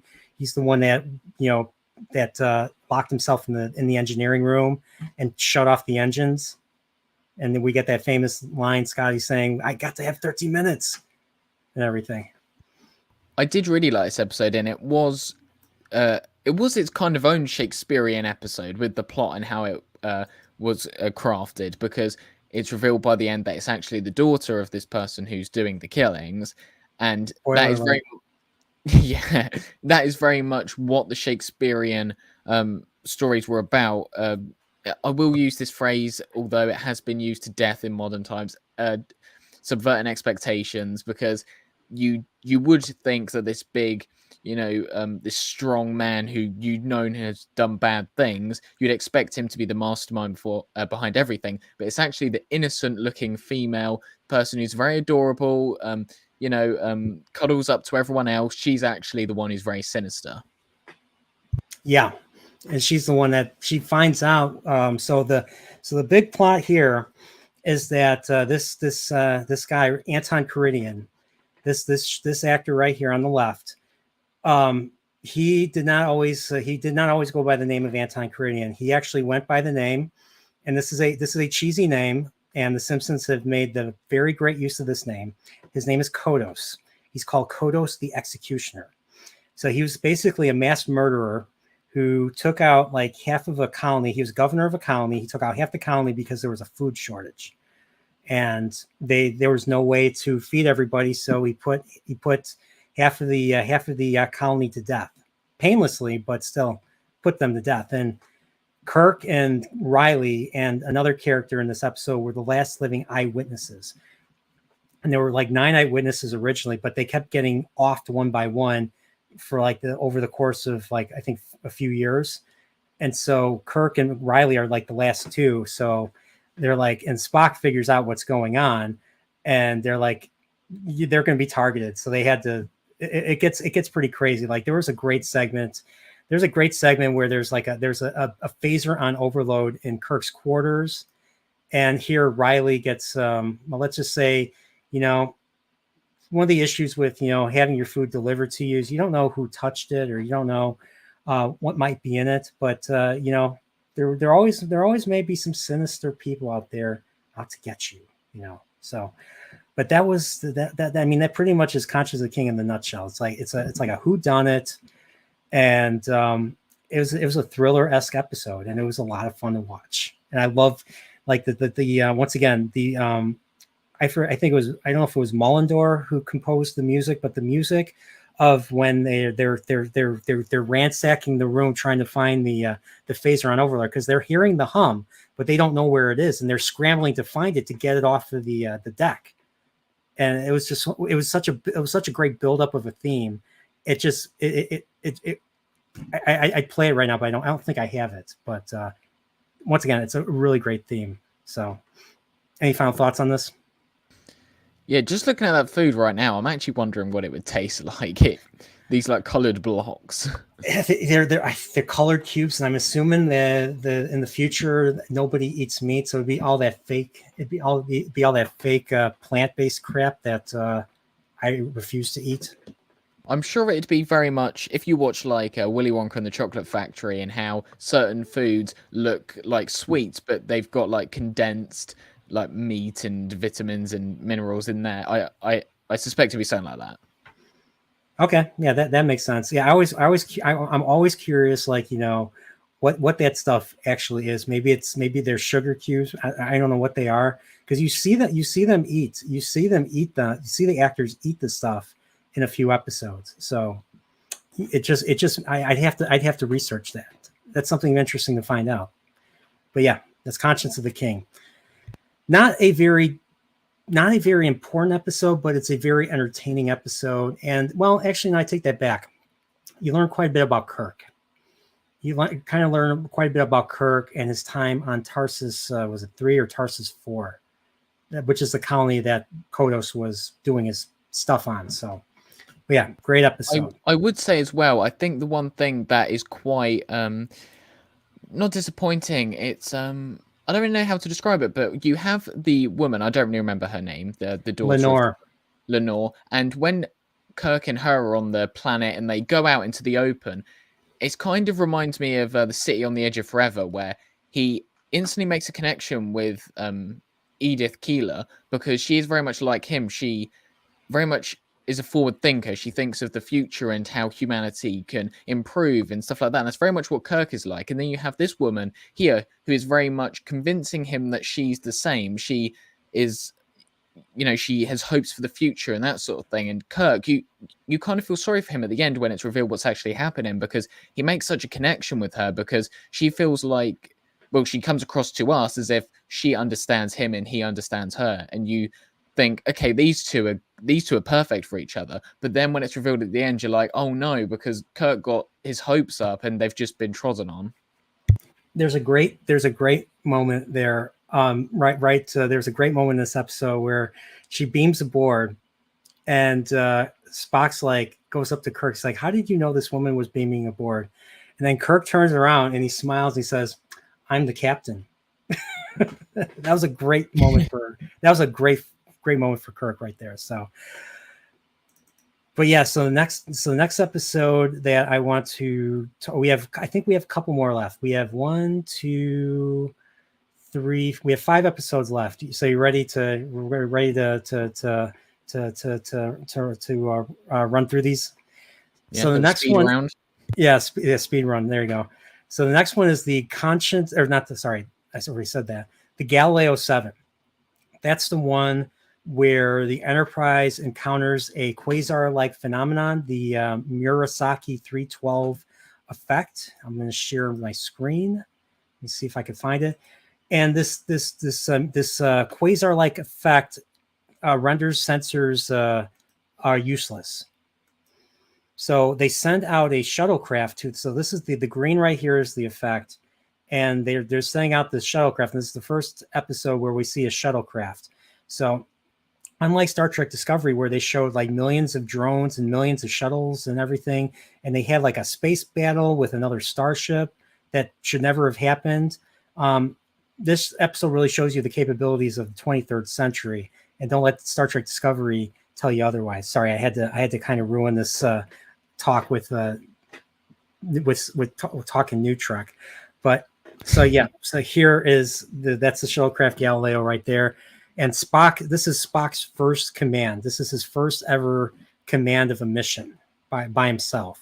So Kirk, what was unique about this episode is that Kirk is on board the Enterprise the entire time. Like he is pretty much out of the action right here. He's dealing with the commissioner right here, they're supposed to be delivering medical supplies. It's usually always a medical. Usually this type of episode, there's usually always a moment where you have like this high-ranking Federation or Starfleet, well, this Federation Earth official who is like commands them to follow to do their mission, and here they're kind of skipping, or they're not skipping, but they're kind of diverting themselves because they encountered this phenomenon, and part of their duty as an exploratory vessel is to not only map out but to study the phenomenon, this quasar phenomenon. And of course he's objecting to this right here, and it gets to a point where there's a time limit now where they can they only have so much time to explore and to learn about this effect. Well, the Galileo ultimately loses control because of the effect, and the Enterprise cannot locate him because of, once again, the sensors are rendered useless. And so they are pulled into the effect, which is a very large portion of space, made up of many planets. And let's just say, I think they were lucky to pinpoint the planet that they landed on, like out of sheer luck right there. So they land on this planet, and this planet is full of these giant ape-like creatures that will kill interlopers and intruders and whatnot. And so we actually lose 2 people. We lose this guy Latimer right here. He gets hit by a giant spear, and he survives. That's Lieutenant Boma. And let's just say Lieutenant Boma is the one that gives Spock the most shit in this episode. He continually, says, I'm sick and tired of your logic. And is this all you have to say about these men who have died under your command? So Spock is learning that, he has to be, it's really difficult. This is a really difficult thing, because to be a commander, you have to have that humanity. And Spock, rejecting his half human side and being fully Vulcan, in conflict with not only himself, but with, the other crew members. Yeah. When we get through the episode, we see Spock having to make these calculated risks, and it very much does explain to him how much of a burden the role of leadership is on Kirk, because as we see, but come the end of the episode, when they're trying to resolve the situation, he's kind of lost. He doesn't know what to do. he's very much having to consider the rest of them because he's in charge of this landing party. And I think it does add a lot of depth to Spock because he's just been thrown into this, and it isn't the best of first missions that he could have been leading. There have been very much more simple ones, but Spock is just a new territory for him. Yeah, this is and like the big thing I took away, especially what's really started this tension with him and the other crewmen on the shuttle, is that because they're having they can't really take off. They need they ran out of fuel and they need to lower the weight. And he says, well, someone's going to have to be left behind. And Spock says, well, the decision will be mine. And then they're looking at him like, you can't just make that decision. Like, what are you going to do? Draw lots? He's like, no, the decision will be mine and mine alone. And the thing was like, and then this led to a lot of tension. And of course, Spock obviously was like, they didn't really pick it up, but Spock was actually talking about himself. Like he was going to leave himself behind. And maybe, I don't know if the two crew members who died, if they would have survived, I don't know who else he would have chosen to stay with him. Maybe McCoy, or who knows. But I mean, really, the only one that really didn't really give Spock all that shit was Scotty. But Scotty was too busy trying to fix the ship, so he didn't really have time to, get pissed off at Spock. And there was actually one time Scotty actually stood up for Spock when Boma called him a computer or a machine. So, and then of course there's the issue here where they had to make a decision. Spock had to make a decision on how to address the threat of the giant ape creatures. Do you not do anything, leave them alone, or do you kind of, do you give them a bloody nose and actually shoot and kill a few of them in order to not have them screw with you, or do you just shoot the phasers just to frighten them? And Spock, being the non-violent one who's disgusted by violence in general, just had them shoot the phasers to frighten them, and it ended up with them in this position right here, where the giant ape creatures takes this big giant fake foam boulder and just hits the top of it and causing everything to shake and them being attacked and everything. So so there that also drove a lot of tension right there. And it gets to this point where Scotty, you see Scotty with the gloves on. He's electrifying the hull of the shuttlecraft to drive away the creature. And I'll say this, like there were some really frightening moments, especially when Gaetano, the second guy, gets killed. He literally it's funny the way they show it in the camera, but like the creature, you see the back of the creature, which is like a guy in a fur coat, probably wearing like some heels to make himself taller. You see him, and then he just kneels down and strangles Gaetano, and you hear him scream, and that's how the episode cuts to commercial right here. I think it's so this is where they get his body right here. I'm trying to remember. I want to show that scene right there. So this is the aftermath of that. Yeah. Right here.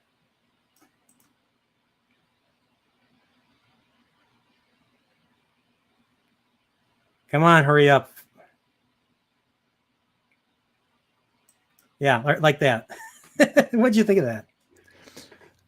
I think when they do, it's kind of a praise that I have for older horror movies as well, when they show you enough so you know what's going on, but they leave it ambiguous to the point where you don't really see the brutality and the fear that this guy had to go through. You very much have it in your head.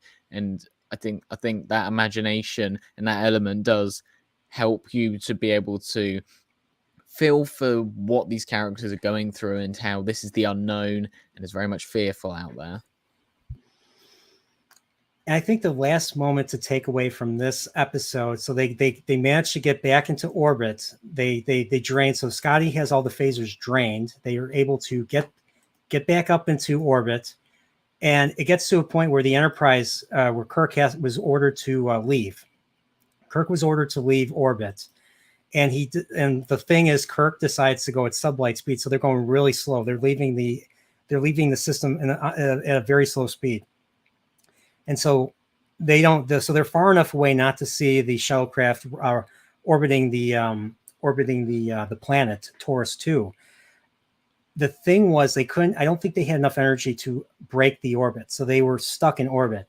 And Spock here is thinking. He's thinking of what to do next, and what he does, he clicks the jettison button, causing like the fuel to go out, in a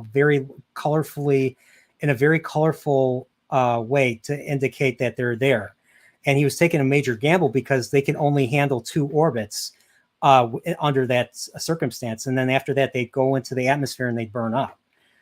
And they're just like, dude, what the hell are you doing? And you really realize this is another human moment of Spock right here. He was desperate. He couldn't think of anything. His logic couldn't get him out of this mess. So what right here, we got a human moment from Spock. And now in this case, I totally agree with the rest of the crew that this was obviously a human moment. And Kirk's like, you're really not willing to admit that you've really done a human thing right here. And he's like, yes. No, he's like, yes, I deny this. And then this episode has them all laugh. That's how the episode ends. I do like the moments at the end of some of the episodes where they have a discussion between Kirk, Spock, and McCoy. That is very much good humor, and see like that when Spock turns away and he looks at the camera and he raises his eyebrows. Yeah, that is it. There's something about that where I feel like that is the human element and that side of him showing. Yeah, and I think what Kirk says right here is, Mr. Spock, you're a stubborn man. And he's like, yes, sir. He won't deny it. But yeah, I like, and then they're all laughing, and it's like, you know what, you're one, even though you're different, you're one of us, and we love you for it. So, and yeah, at least that's how I take it. So, but yeah, that's Galileo 7, another great episode, and a very important episode for the character of Spock, in my opinion. All right, so we have 4 more episodes left. We kind of took our time with this one. What did you think of Court Martial? The one where Kirk Kirk goes through an ion storm. He has a sworn deposition, and the thing is, in order to confirm the sworn deposition, they have to get a computer reading.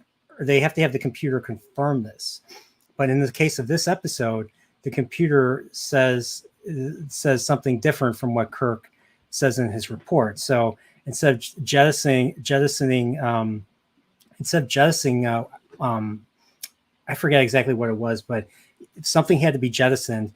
And Kirk says he did it after he committed red alert, whereas the computer said he did it before the red alert, and that leads to Commodore Stone right here, who is played by Percy Rodriguez. And I'll just say, I like this character. Like, this is an awesome character. He's an awesome. He's kind of the antagonist in a way, but he's just doing his job because, I don't even actually know. He's not the antagonist. He's just there to find the truth. And I like his no nonsense demeanor right here. Oh, so sorry, I'm not even sharing the screen yet. God, I gotta share the screen. I didn't think about that. But I want to say welcome to Mr. Buttcrack Media for joining the Nerdporial Continuum. Thank you, and I hope life will definitely improve now for you since you've joined the Nerdporial Continuum, and you'll hear a lot of stories from a lot of other members about this. And I'm not just tooting my own horn, just saying. So, thank you. This episode was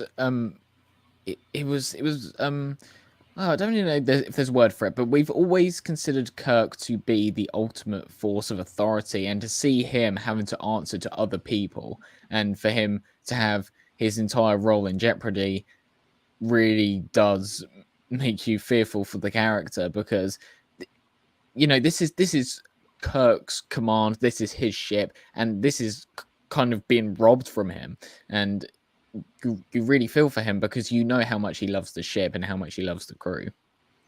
Yeah, I agree. And I want to say thank you to Mr. Buttcrack Media for sponsoring for gifting 5 Nerporial memberships. So now we have, let's see what we got here. We have, Joseph Dredd's now a member.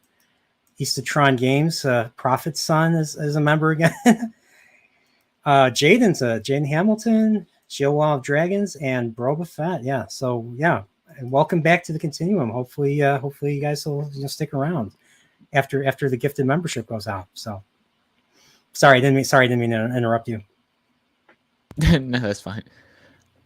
Yeah, this episode, I wouldn't say it's the most significant one. I wouldn't say it's one that usually comes to mind, but it's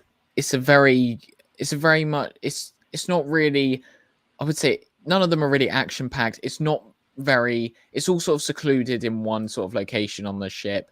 It does allow for good dialogue and conversation, and it is kind of impressive when you consider that they've limited themselves so much in this episode, but a lot of creativity comes out of it.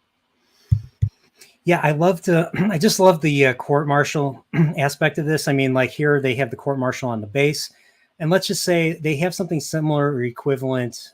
They recreate the set in Star Trek Continues for an episode. So definitely, it's not the same place. It's a different colony, but they basically recreate the set from this episode, and they have something equivalent, not quite the same.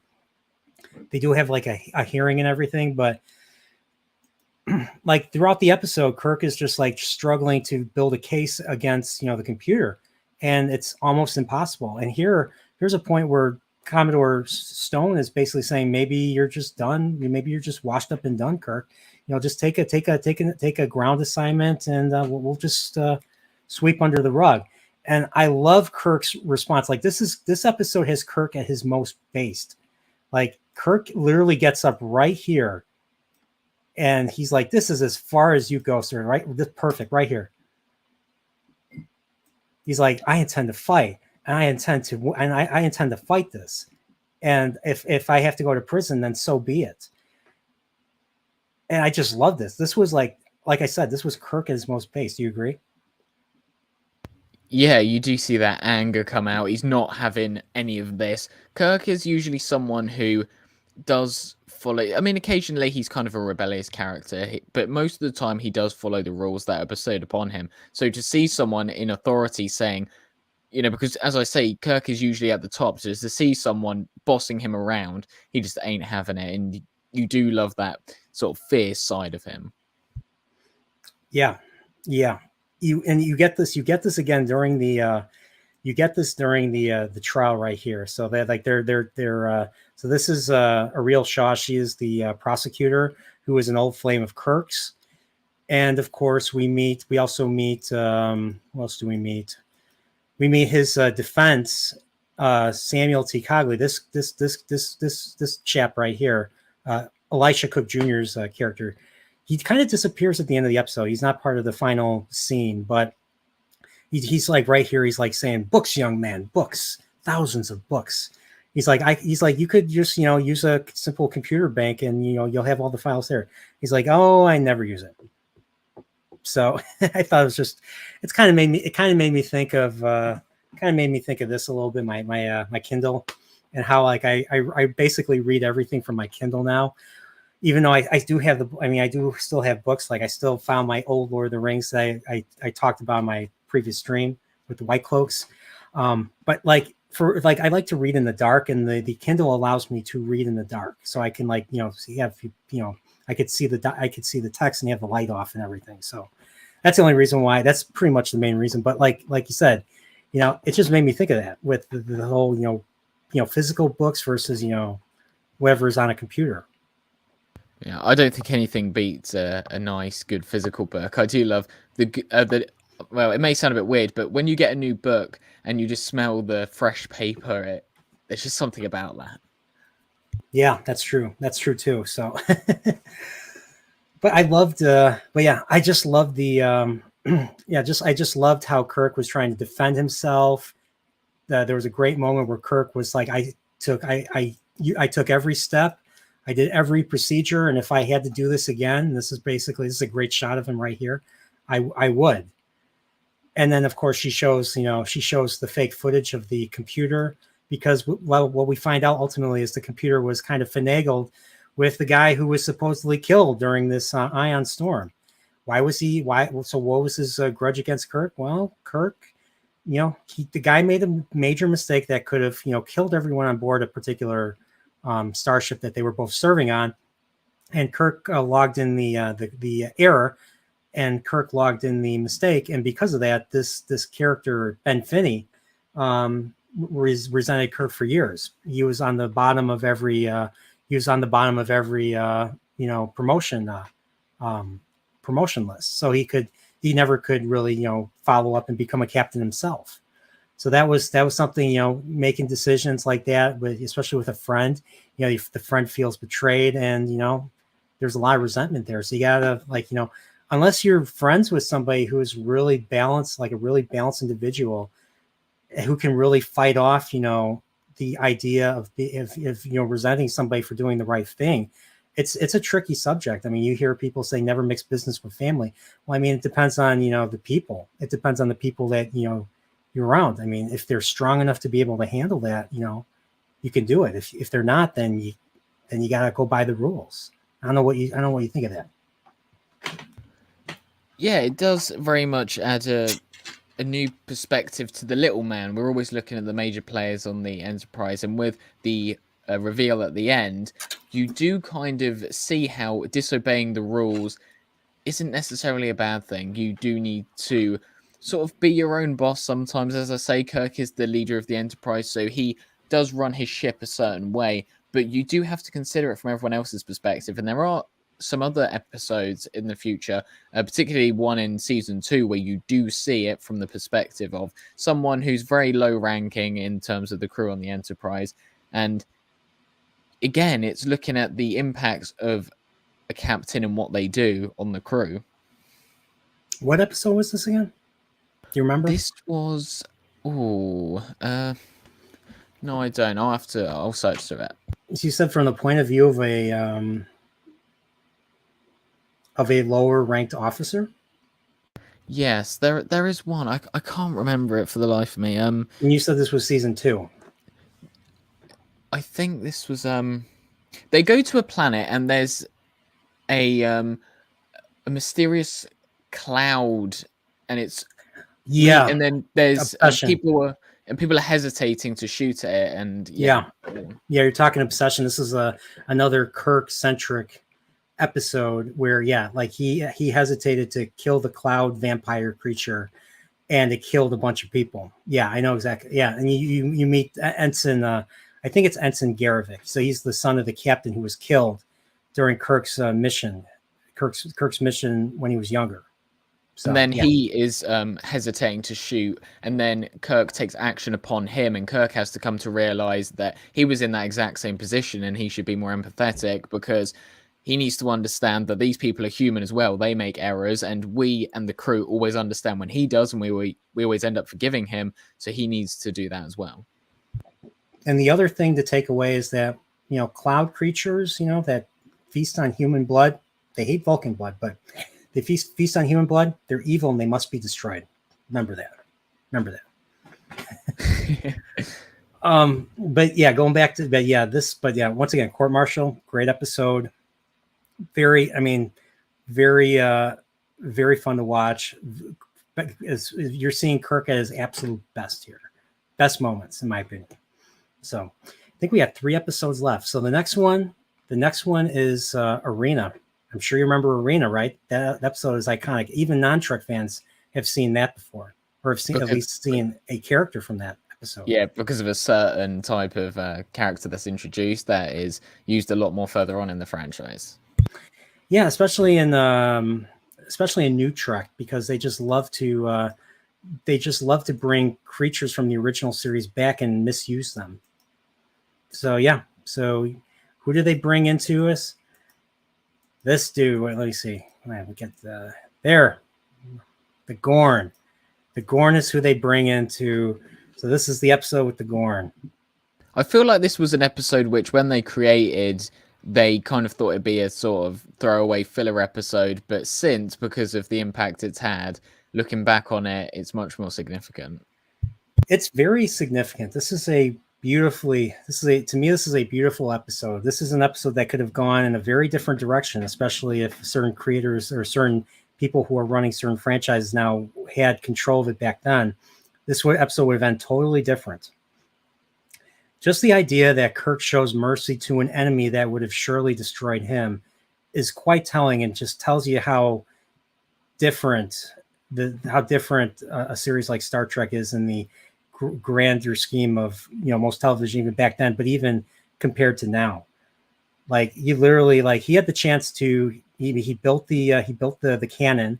He built the cannon, and it took out the Gorn, wounded him, not enough to kill him, but he dropped the dagger, the stone dagger that the Gorn created, and he had the ability, he had the chance to kill the Gorn, and he decided not to. And because of that, I mean, that's the reason the Metrons, were the ones that forced Kirk and the Gorn to fight on this planet. Why were they forced to fight on this planet? Well, earlier in the episode, they go to a colony called Cestus 3. And Cestus 3 was completely destroyed by the Gorn. So there was a Gorn ship in orbit. We don't, in the original version of this episode, we don't see it. We don't see the ship at all. But in the version, the remastered version, we actually do see the Gorn ship from far away, but we actually do see it. And so obviously here the colony is completely destroyed, and almost everybody's dead except for maybe one survivor. And so they're dealing with consistent mortar attacks. And this was an episode where I think both Kirk and Shatner and Nimoy developed tinnitus as a result of all the practical effects that they used, the explosions that they used for this. So this is a high stakes situation here. And while this is all going on, Sulu's in command of the Enterprise, and he's engaging the Gorn ship. And it gets to a point where the Enterprise cannot defeat the Gorn ship, and they have to flee. So once Kirk gets back, or once Kirk is able to find a mortar and use it against the Gorn retreats. The Gorn ship retreats, and then they go on a chase. And what I liked about the chase was that Spock is trying to get Kirk to kind of calm down and not to go completely bloodthirsty mode, which is kind of what Kirk is going for. He wants to go after the Gorn and destroy them.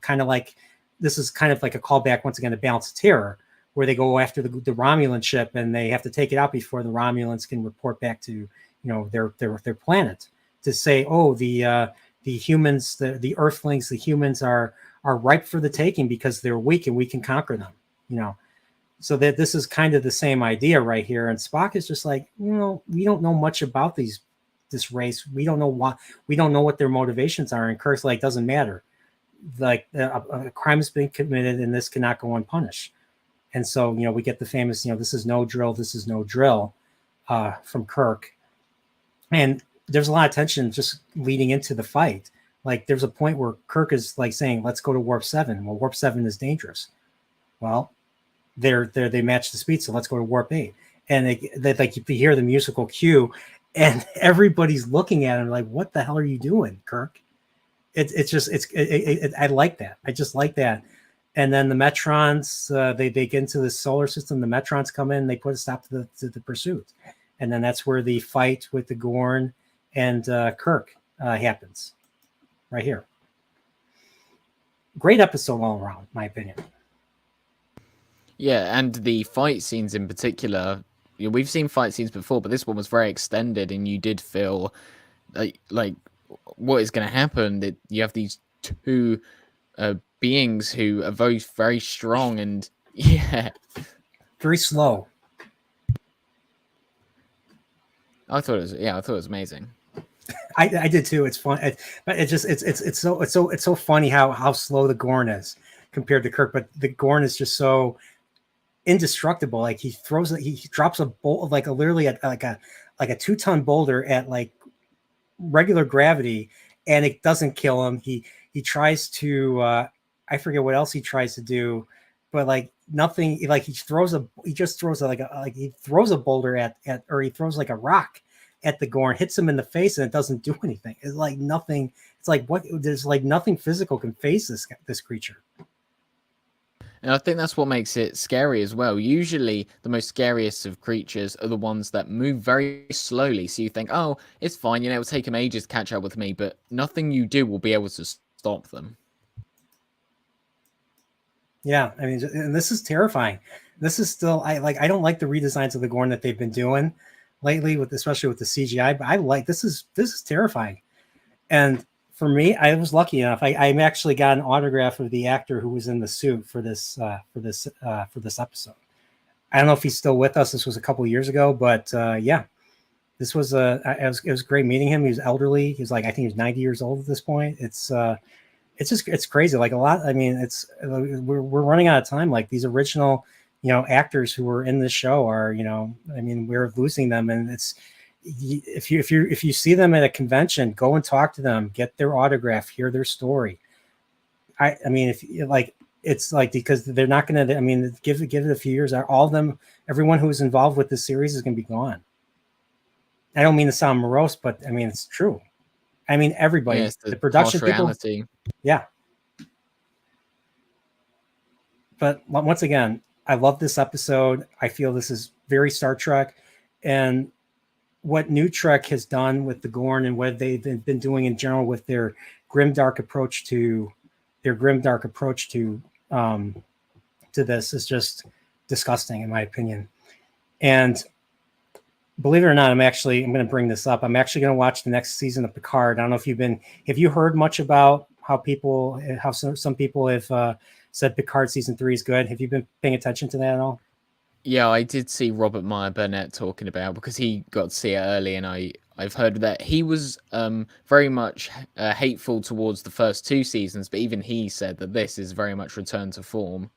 Yeah, I mean, the reason why I believe Robert Meyer Burnett is because I've listened to him talk about New Trek, and his best live streams, in my opinion, are the ones where he talks about Star Trek. He's very knowledgeable about it. He knows way more about it than I do. Like, he's probably forgotten more than I ever know. And I'll just say this: he's been critical of all of New Trek from all the way back to 2009's J.J. Abrams film. So all that, Strange New Worlds, everything he's been extremely critical of. But this is the one series that he actually has praised quite a bit. And not only him, but Dave Cullen also praised this as well. I just watched this video yesterday. So I'm actually really excited to be seeing this. And yeah, there's still some grim, dark stuff, and they do drop an F-bomb, which I think is totally wrong. I totally believe Star Trek should continue to be wholesome and entertaining, and for everybody, not just adults, but kids. I was a kid when I saw this, and it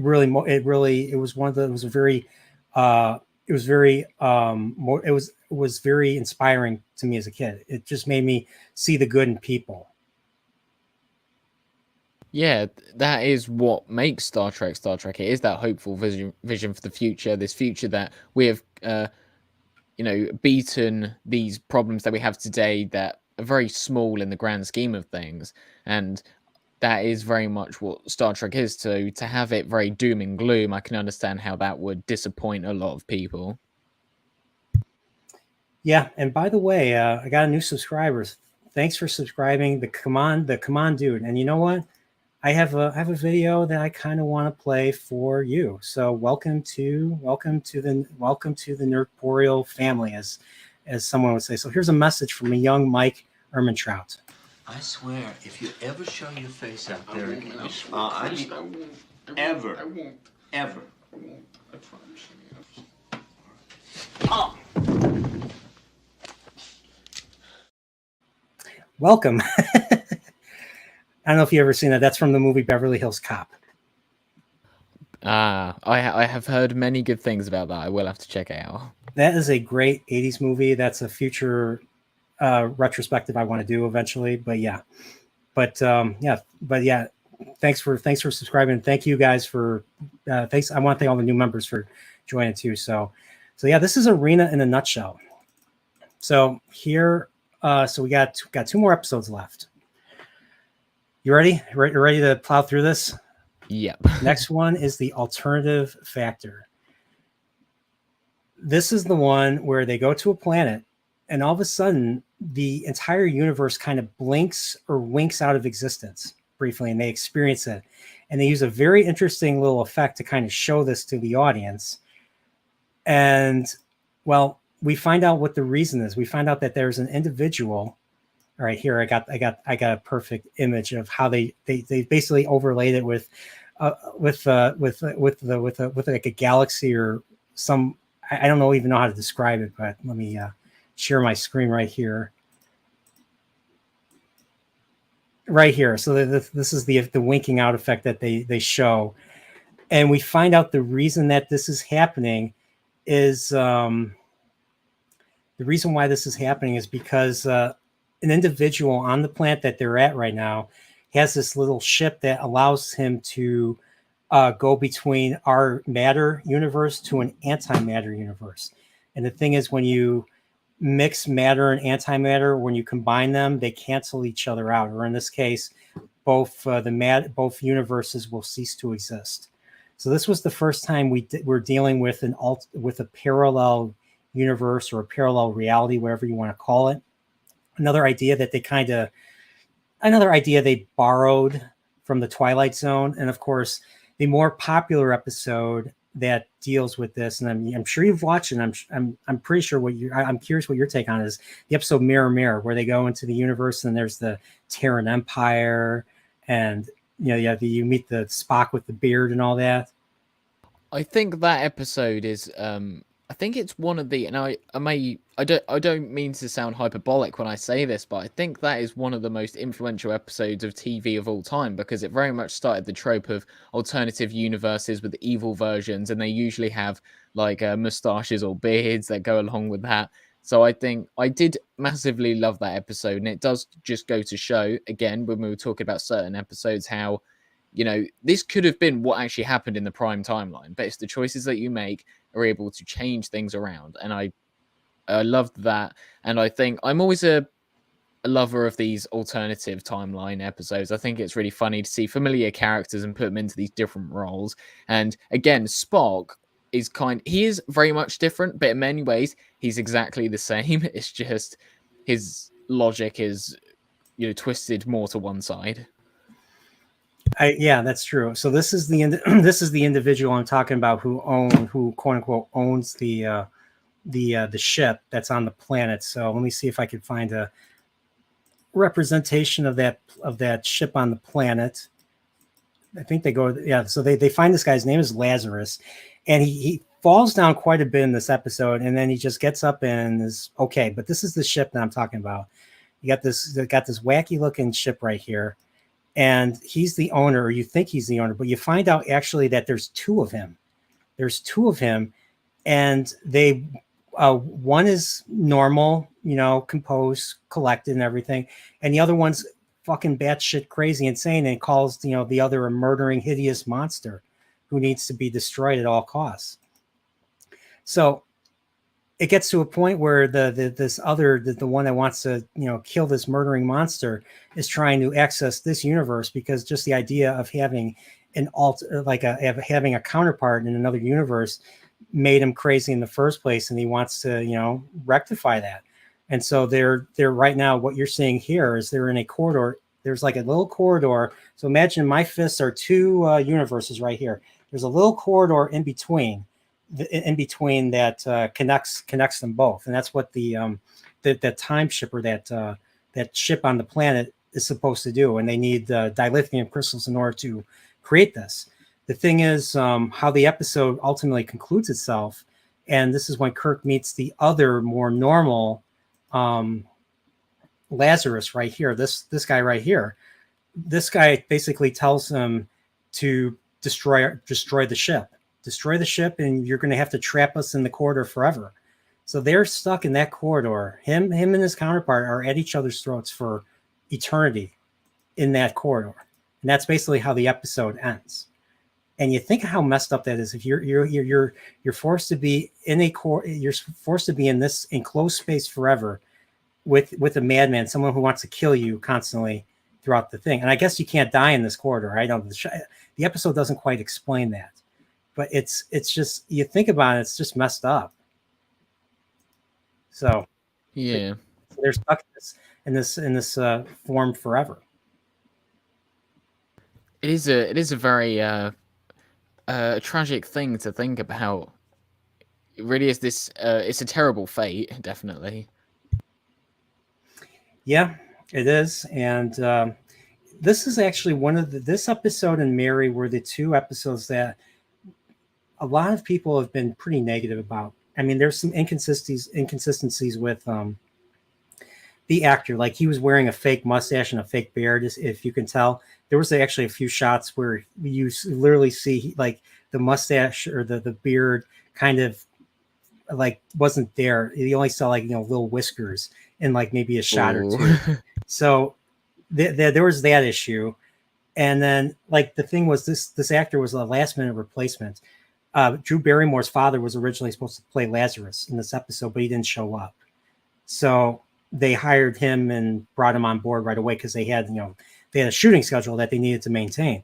So the actor Robert Brown had to learn the lines really quickly in order to get the episode going. And I think he did a pretty good job as Lazarus in this episode. So whatever happened, like the inconsistencies of the plot, the writing, it's not his fault. So I did feel the episode was a little bit inconsistent and jumping around the place a bit. Yeah, but I just loved how they kind of figured out that like this was a matter universe, this was an antimatter universe, and that just the idea that there's another universe out there with equivalent people with equivalent counterparts. And of course, this is further explored in Mirror, like we were talking about earlier. But I think this is another solid episode. I really enjoyed this as a kid. This was one episode I was watching late at night, and I actually recorded this on VHS initially. So I didn't actually own the VHS for this episode. I actually recorded this, but then when the DVDs came out, I ended up owning, all the episodes on physical media, and well, the rest is history. But that is the alternative factor. So yeah, so we got one episode left to talk about, and so much for me making this an hour to an hour and a half. We're making this over 2 hours already. So I'm surprised some people are still here to listen. This next episode is one of my favorites. Yes, and I just watched it this morning. So I was reading Lord of the Rings, preparing for my stream that I did before this. And then by the way, subscribe to the White Cloaks. And I was watching this episode this morning because this was the episode that you actually directly said you wanted to talk about. So I decided, put this episode on, watched it. And once again, like I love this episode. There were actually moments that it made me shed a few tears. I don't remember when exactly, but I shed a few tears. I'm like, I fucking love this show. I fucking love this episode, and I love this show. And I'll be honest, this was another episode I first encountered trying to record this late at night. And for a second, I thought this was the wrong show. I'm like, isn't Star Trek supposed to be on? Because the first thing you see is aircraft at a base. And I was like, this looks old. This looks like the 60s, but this doesn't look like Star Trek. What's going on here? Because you always expect Star Trek to be in outer space. You see the Enterprise. And this was a totally different type of beginning. It's weird because usually you'd expect the most exciting thing about Star Trek to see this otherworldly planet, but what is actually the most exciting in this episode is just to see Earth, because we've never actually seen Earth up until this point with our characters. Yeah, so this is what you first see right here, and then you're on a military Air Force base right here, and they're like, oh, there's a UFO. I was like, well, wait a minute, is this UFO what I think it is? Is this UFO what I think it is? And it is. You see the Enterprise in the sky. So this is obviously a massive improvement to the original version right here, because the original version, they tried to show the Enterprise in the sky, and it looked kind of, I mean, it was the 60s, so I can forgive the cheesy look of it, but like seeing in the sky was pretty awesome. I'll still have to say it. It's cheesy, but it was awesome at the same time. And we find out that the reason why they're here is because of this thing called the slingshot effect. And this is not the first time they use it. They actually use it in one of the movies. But basically, you're either being pulled away from a star or something with high gravity, and you're trying to push forward with all your energy, all the warp speed, And then because of that, because of the gravity of the sun or the star or whatever it is, you get slingshot back, and it ends up causing a time warp. And this is why they end up in this episode takes place in the year 1969. So every time you hear the clip, you hear the quote from Spock, or they're listening to the radio, they're listening in on the radio, they're trying to get, contact Starfleet or the Federation. And you're hearing, Cape Kennedy, moon landing is going to be scheduled for Thursday or something. And Kirk's hearing this like, wait a minute, this is in the late 1960s. And Spock's like, and so are we. And then Kirk turns around and he's like, what? That never gets old. I'm sure you recall that moment. Yeah, that's definitely iconic. I've seen it on many GIFs as well. Yes. What? And then, of course, we meet Captain Christopher, played by Roger Perry. Let me see if I can find him. So he's in the aircraft that's pursuing the Enterprise, or the UFO as they see it. And let's just say their tractor beam. We learned that that U.S. aircraft in the 60s cannot stand up to the stresses, the forces and stresses of a 23rd century starship's tractor beam. And of course, here the tractor beam is basically a strobe light on the actor in the cockpit. And they rest because they're not a bunch of because the crew of the Enterprise and Captain Kirk in general. I think this is the first time Captain Kirk's ever did any time travel. All the mistakes that he's making are classic time travel mistakes. Like, you don't let someone from the past know too much about the future, or they could, as Spock says later in the episode, they can manipulate key industries and make changes to the what you call they make changes to the timeline. Timeline, yeah. To the point where everything can cease to exist. Yeah, it is. It is very what's the word for it? It is very risky, and it's a risky idea because everything that the characters are doing, one little change can alter just everything. Because they are so far into the future where they come from that everything in the past that is happening, it's that ripple effect, that one a meeting of someone or one change of a sentence can just change an entire interaction, which would lead to the formation of the Federation and what we see in the future. Yeah. And right here, like I said earlier, Kirk is making all the classic mistakes because this is really their first time traveling, and Spock has to point this stuff out. So they beam Captain Christopher aboard, and Spock's like, Captain, we're not going to be able to send him back because of, all the things that I just mentioned. He can manipulate key industries. It takes an interestingly dark path because they can't return him. And this man is just doing his duty. He was on board the aircraft.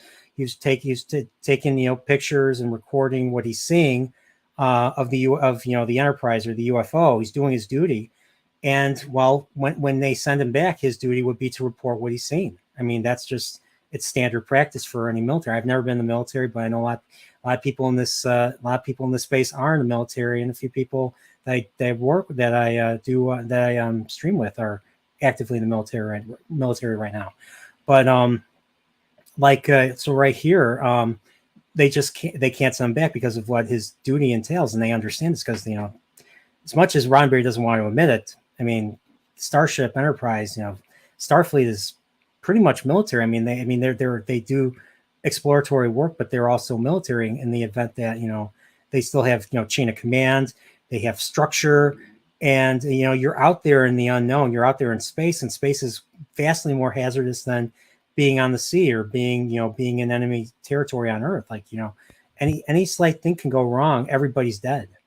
So that's why you have to have that structure. And like with the court-martial episode, if anything screams that the Federation are military, it is the idea of the court-martial in that episode. The officer being questioned about what they're doing, and they have to report back what they were doing in those instances, and then you have a higher panel of people deciding their fate. That's very much what would happen in the military. Yeah. And with Captain Christopher here, he's just like I said, his duty is to report. So And we learn that, he's got a wife, he's got kids, he wants to go back to them, and they're like, Kirk's like, I'm sorry, we can't, as much as we want to help you, we can't. I mean, we have to think about ourselves first. It's one thing I love about Star Trek is it really makes you feel for both sides of the issue. And that's one thing that's missing in current Trek for the most part. Like you understand Kirk's position here, but you also care about Captain Christopher's position, because none of this is his fault. And this is really Kirk's fault, because Kirk was inexperienced with how to deal with people, especially with time travel, because this is before you have the internal temporal internal affairs or whatever that they show in like Deep Space Nine years later, or the temporal prime directive that they show in Voyager from the 29th century. Like, this is before all this stuff happens, and so he's making a bunch of mistakes, and he's got to deal with it. So, and Christopher, Captain Christopher wants to escape, and it's his duty to escape. So every time, especially when he basically has to bargain, Spock has to bargain with him in order to locate Kirk, because Kirk is on the planet. They're trying to get back all the information and materials regarding their, them, being seen in the sky. So they have to grab all that and basically maintain their timeline as a result. So, and as a result, Spock has to bargain with Christopher to find out where they're located. And of course, Spock figures out, and this is once again, characters are smart. Spock is a smart character. He knows that Christopher is going to try to escape. That's why the moment they get down and rescue Kirk, Spock walks into the other, let me see if I can find it. Spock walks into the other room and basically uses the nerve pinch on him, because he knew that he wasn't going to come back, or he didn't want to return with them. So, and again, it's very subtle. Spock doesn't say he was going to do this. It's, again, these characters feel as if they are real. It doesn't feel like they're being written for. It makes sense for the character of Spock that he would do something like this. He can predict what someone will do, because he's a very logical creature. So he's going to observe, and he's going to predict people's course of actions. And that's what he does with Captain Christopher. And it does make you really appreciate Spock.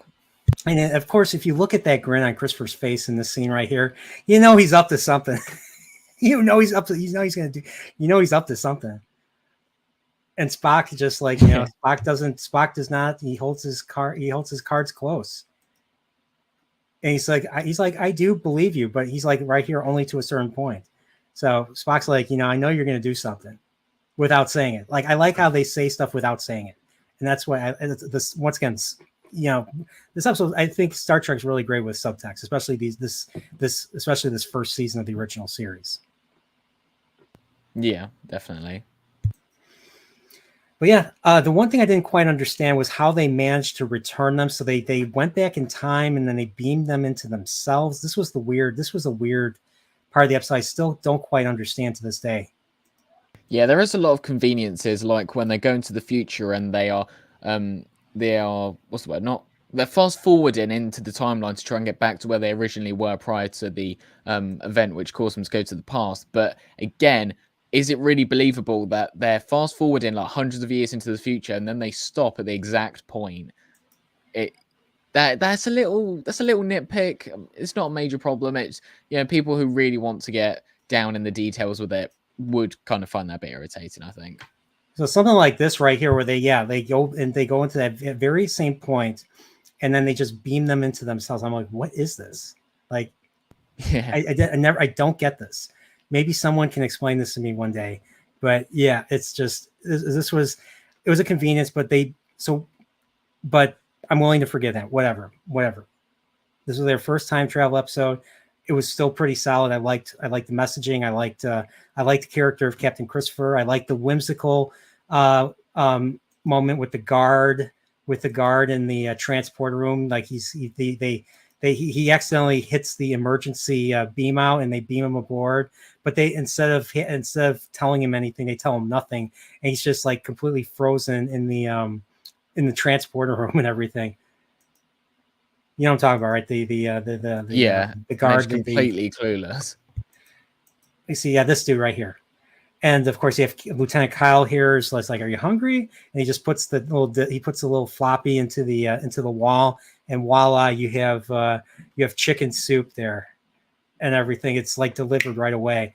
Probably tastes like crap because it's military. It's military food, but still, it's probably still might be decent enough for you. Who knows? But Yeah, this guy just doesn't know what to do. like he's like, do they do? He's just like staring at the transporter pad right there, seeing them beam down. He's like, do they do that all the time? and Kyle's just like, he's nodding behind him. He's just like, yeah, this is normal for us. So it was like one of the more whimsical, more wholesome moments of the episode. And yeah, so they do the slingshot thing. They go back into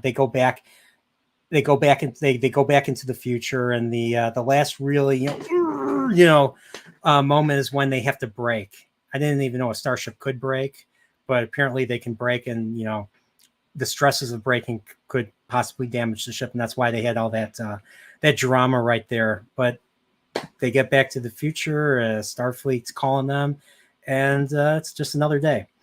But this was originally supposed to be part 2 of the Naked Time. I don't know if you knew this. No. That's interesting. So, because remember how the Naked Time ends with them mixing the intermix formula to because they can't power the engines in time, so they're using this theoretical model. Well, what it does is it causes them to go back in time, and then they comment that they could utilize this in the future. Yeah. So originally the idea was to make this a part 2, but but I don't know if it was the network or Roddenberry decided against it, and so they made this its own. They just made its own standalone episode, and they just simply had to explain how they got there in the after the credits. So yeah, that's tomorrow. I feel like that would have been if they were to, in the Naked Time at the end, actually have it so that event caused them to travel to this period of time. I think that would have been a pretty smooth transition, but it works well on its own, I suppose. Yeah, I think it would have been a great transition too. I think it would have been very interesting right there. But and hopefully bring back all the actors from the Naked Time, like Lieutenant Riley and whoever survives and everything. I think it would have been a solid part 2. But yeah, I think we pretty much covered every episode of season 1. So Mr. Golden Age Geek, thanks for doing this again with me. No, always happy to. Star Trek is becoming one of my most favorite things now. Oh man, I'm so happy. I wish I was in. I'll be honest. I wish I was in your position right now. I wish I could see these again for the first time. Yeah, that is always what you feel when you know something very well. You know it like the back of your hand, and then you imagine what would it be like to watch these again, because you just want that feeling of not knowing what's going to happen next. Like if you watch these back again, of course you will have an appreciation for them, but ultimately you know where they lead. So being in that position where you have no clue what any of the future episodes are going to be like, that must just be great. Yeah, and like I'll say this, I mean, those of you who have stayed behind in the chat and have watched and everything, if you haven't seen these episodes, believe me, what we talked about, I mean, we did spoil a little bit. We still spoiled quite a bit of it. What we talked about cannot even justify not watching this. Like, you have to watch this and experience this for yourself, because the things that we discussed don't even completely add up to how great these episodes are. Season 1 of the original series is my favorite season of television of all time. It's my favorite Star Trek season. And it's my favorite season of television in general.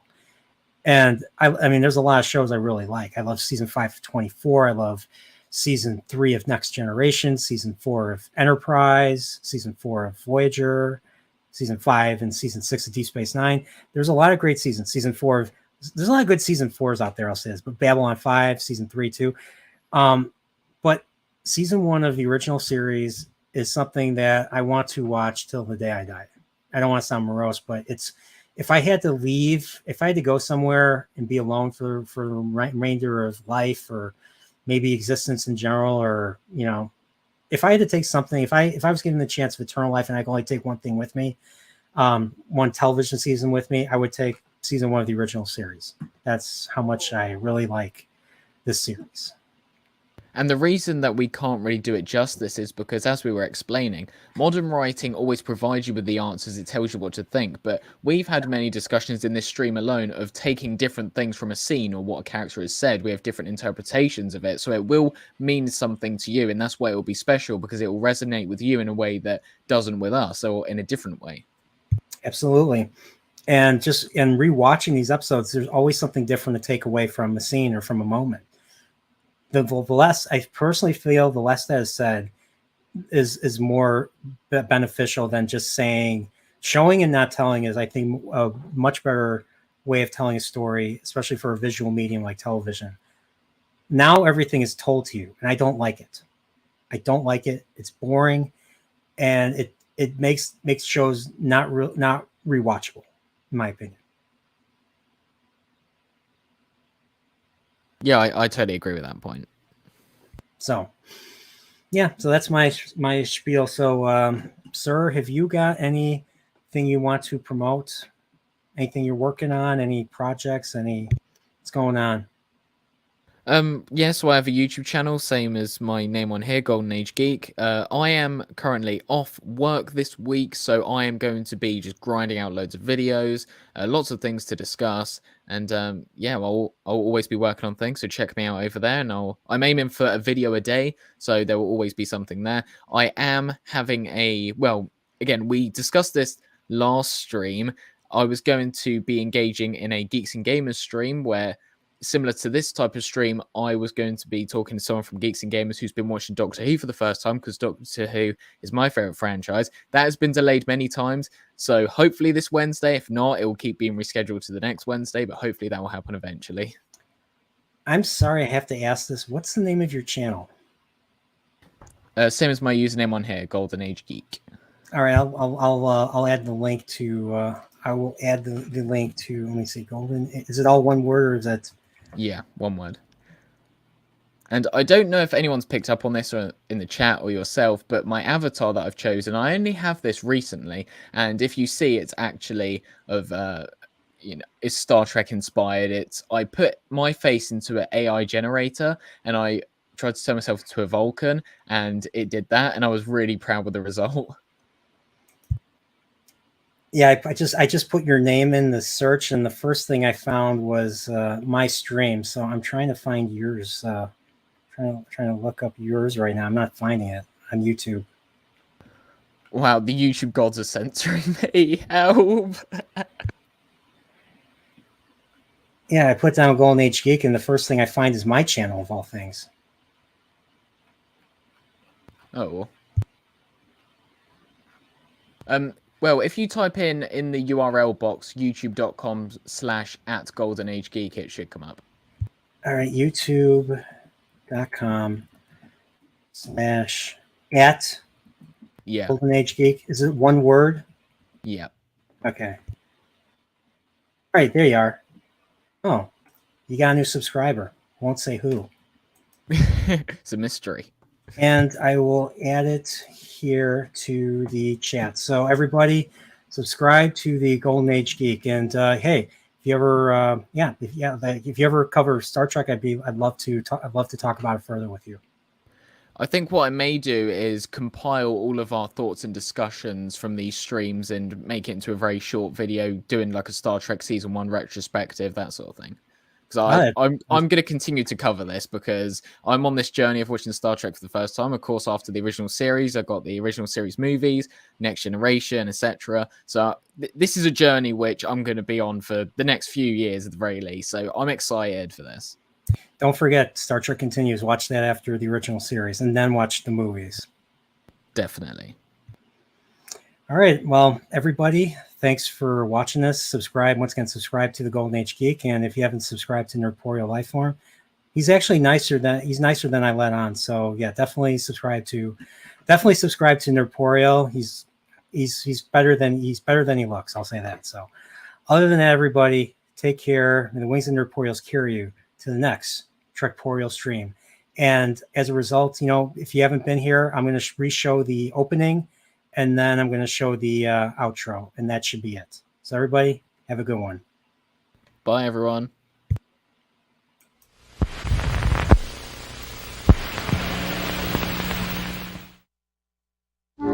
At the edge of the universe, 400 men and women are probing the immeasurable blackness of space. Their leaders are an Earthman with no fear and a stranger with no heart. Travel beyond our time and solar system, into new galaxies, into worlds beyond your dreams. Star Trek, every week, in color on the NBC television network.